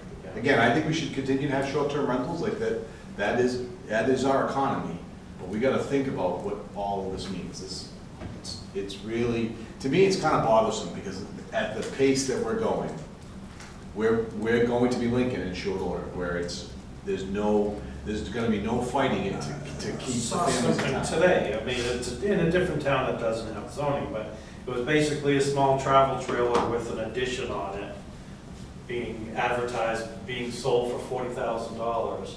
And the site was like location, they said private campground. So it's basically just on someone's property. Yeah. Yeah. Pretty much. Anyway, so all I'm saying is Christina, we need to figure out how to get that back from him so we can get after that again. Yeah. That's, Yes, I have one Please. other huge priority from him first, though. okay? Yeah, I he needs have to to get an respond to eviction that. done. Yeah. Yeah, anyways, so just, I think that's a big deal. Anyways, there you go. All right. I talked about the buildings. For public knowledge, there was a meeting, a meeting at the town office today with New Hampshire DOT talking about the replacement of 2 red list bridges in town, which are both on the Hemi River, the Newfound River, one at the south end of the square and the other at the crossing of the bike path. They're talking about actual replacement? Yes. No, Or not repair.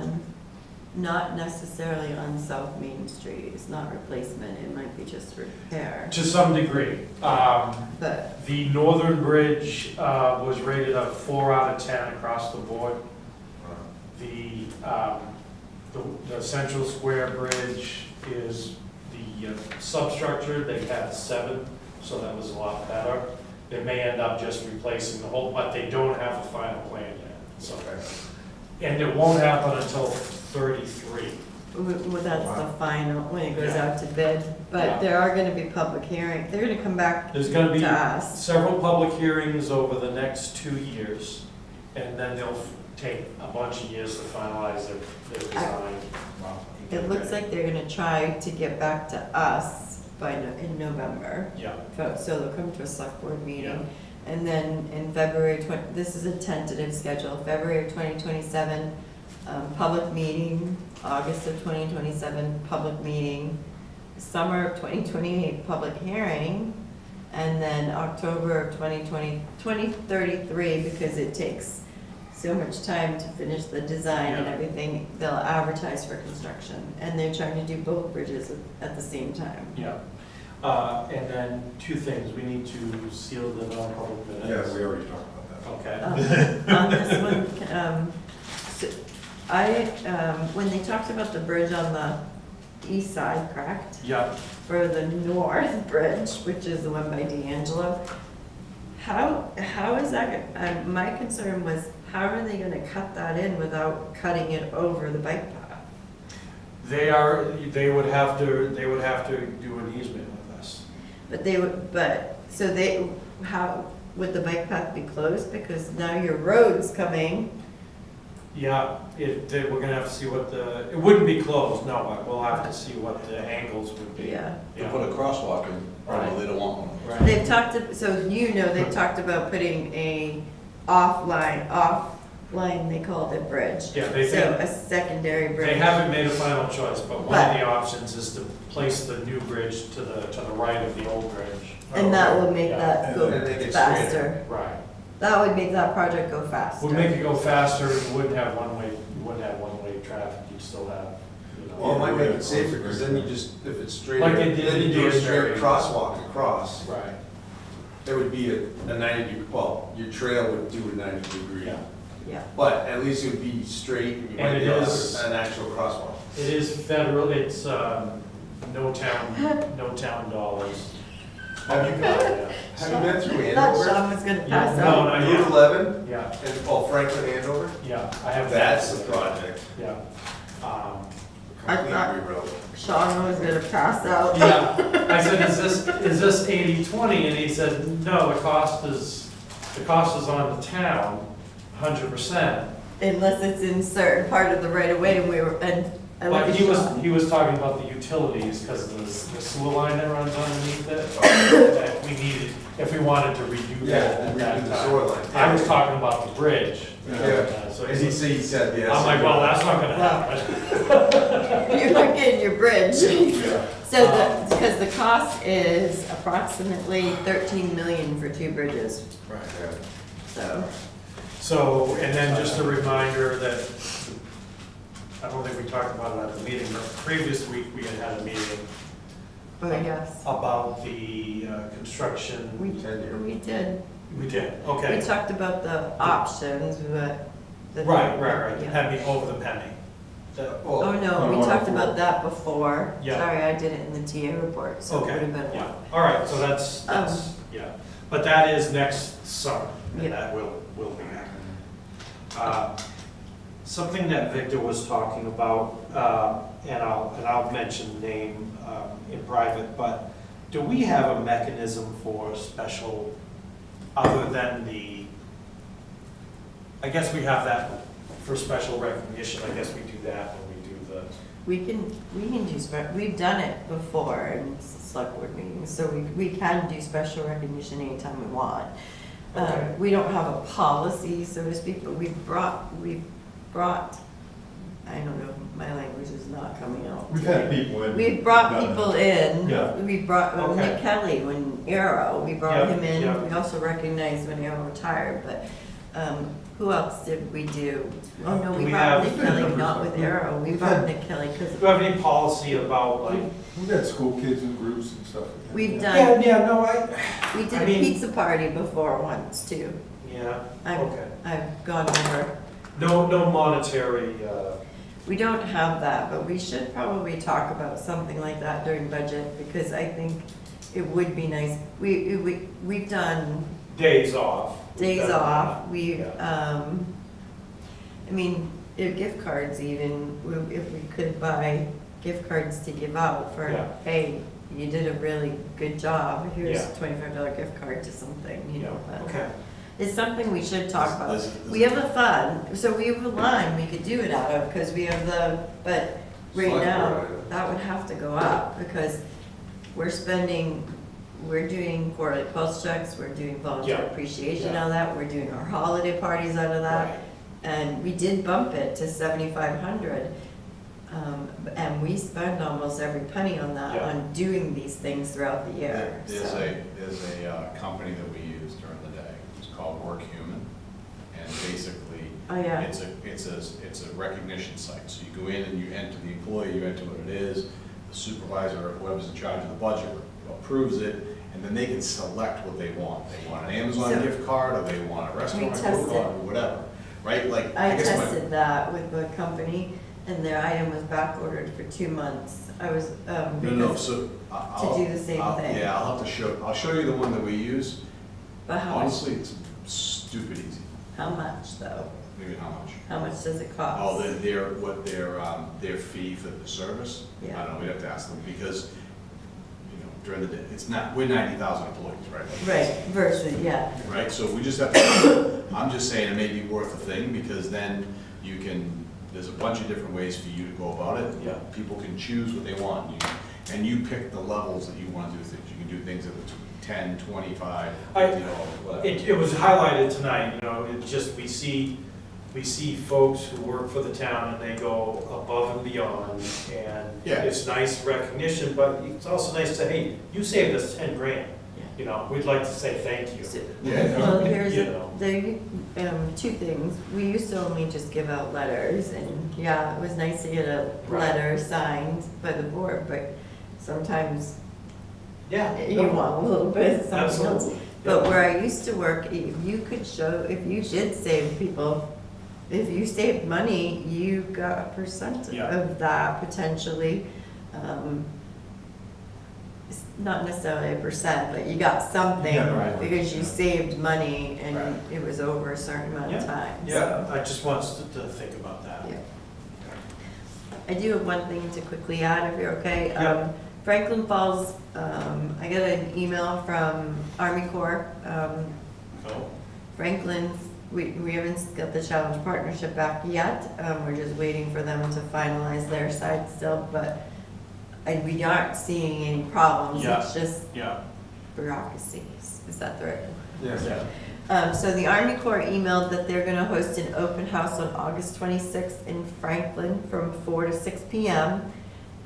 To share details on draft revisions of their Franklin Fall STAM master plan. And they've asked us to post and share information out. I don't know, that was weird sound. They said during the open house sessions, there will be no formal presentation. The public is invited to visit at any point during the 4 to 6 time frame and interact with their team members. Team members will be stationed around the room and can share information about the revision process, provide the general schedule, and gather initial feedback from the public. So I have an advertisement. We'll make sure that we get it posted. So We have one more quick one, we can do it all together afterwards. We're gonna do it after. If we have the separate, we can do them all under one ceiling. yes, If we go back in the You non-public, can. when we come back out, we can. you do gotta it come back then. up. Yep. So Do we need to announce the resignation? we can. We're not filling the position. Yeah. But we have two that we could probably announce Okay. because we didn't do the one from last week. All right, yeah, let's do that. We have Shannon Morton, who is the administrative assistant to the executive office and the administrative assistant to the transfer station supervisor, has tendered her resignation. Her last day will be August 28th. At this time, we are not filling the position immediately. We're reevaluating and hope to come back to the board to advertise for the position in a month, or maybe a month, we'll say, roughly. Yeah. And then we received a second resignation from a part-time police officer, Brian Tracy, who has moved. So we've accepted both of those resignations. And we'd like to thank them Absolutely. both for their time with the town of Bristol and the work that they've done for us. So, I did see Shannon today, and I expressed our gratitude. yeah, Yeah, so, it was a good conversation. Yeah. good. Yeah. All right, at this time, we'll need a motion. Motion to go into non-public under RSA 91A3, 2 paragraphs A, B, and C. All right, Second, motion and second. roll call, Scott, aye. Don, aye. Sean, aye. John, I.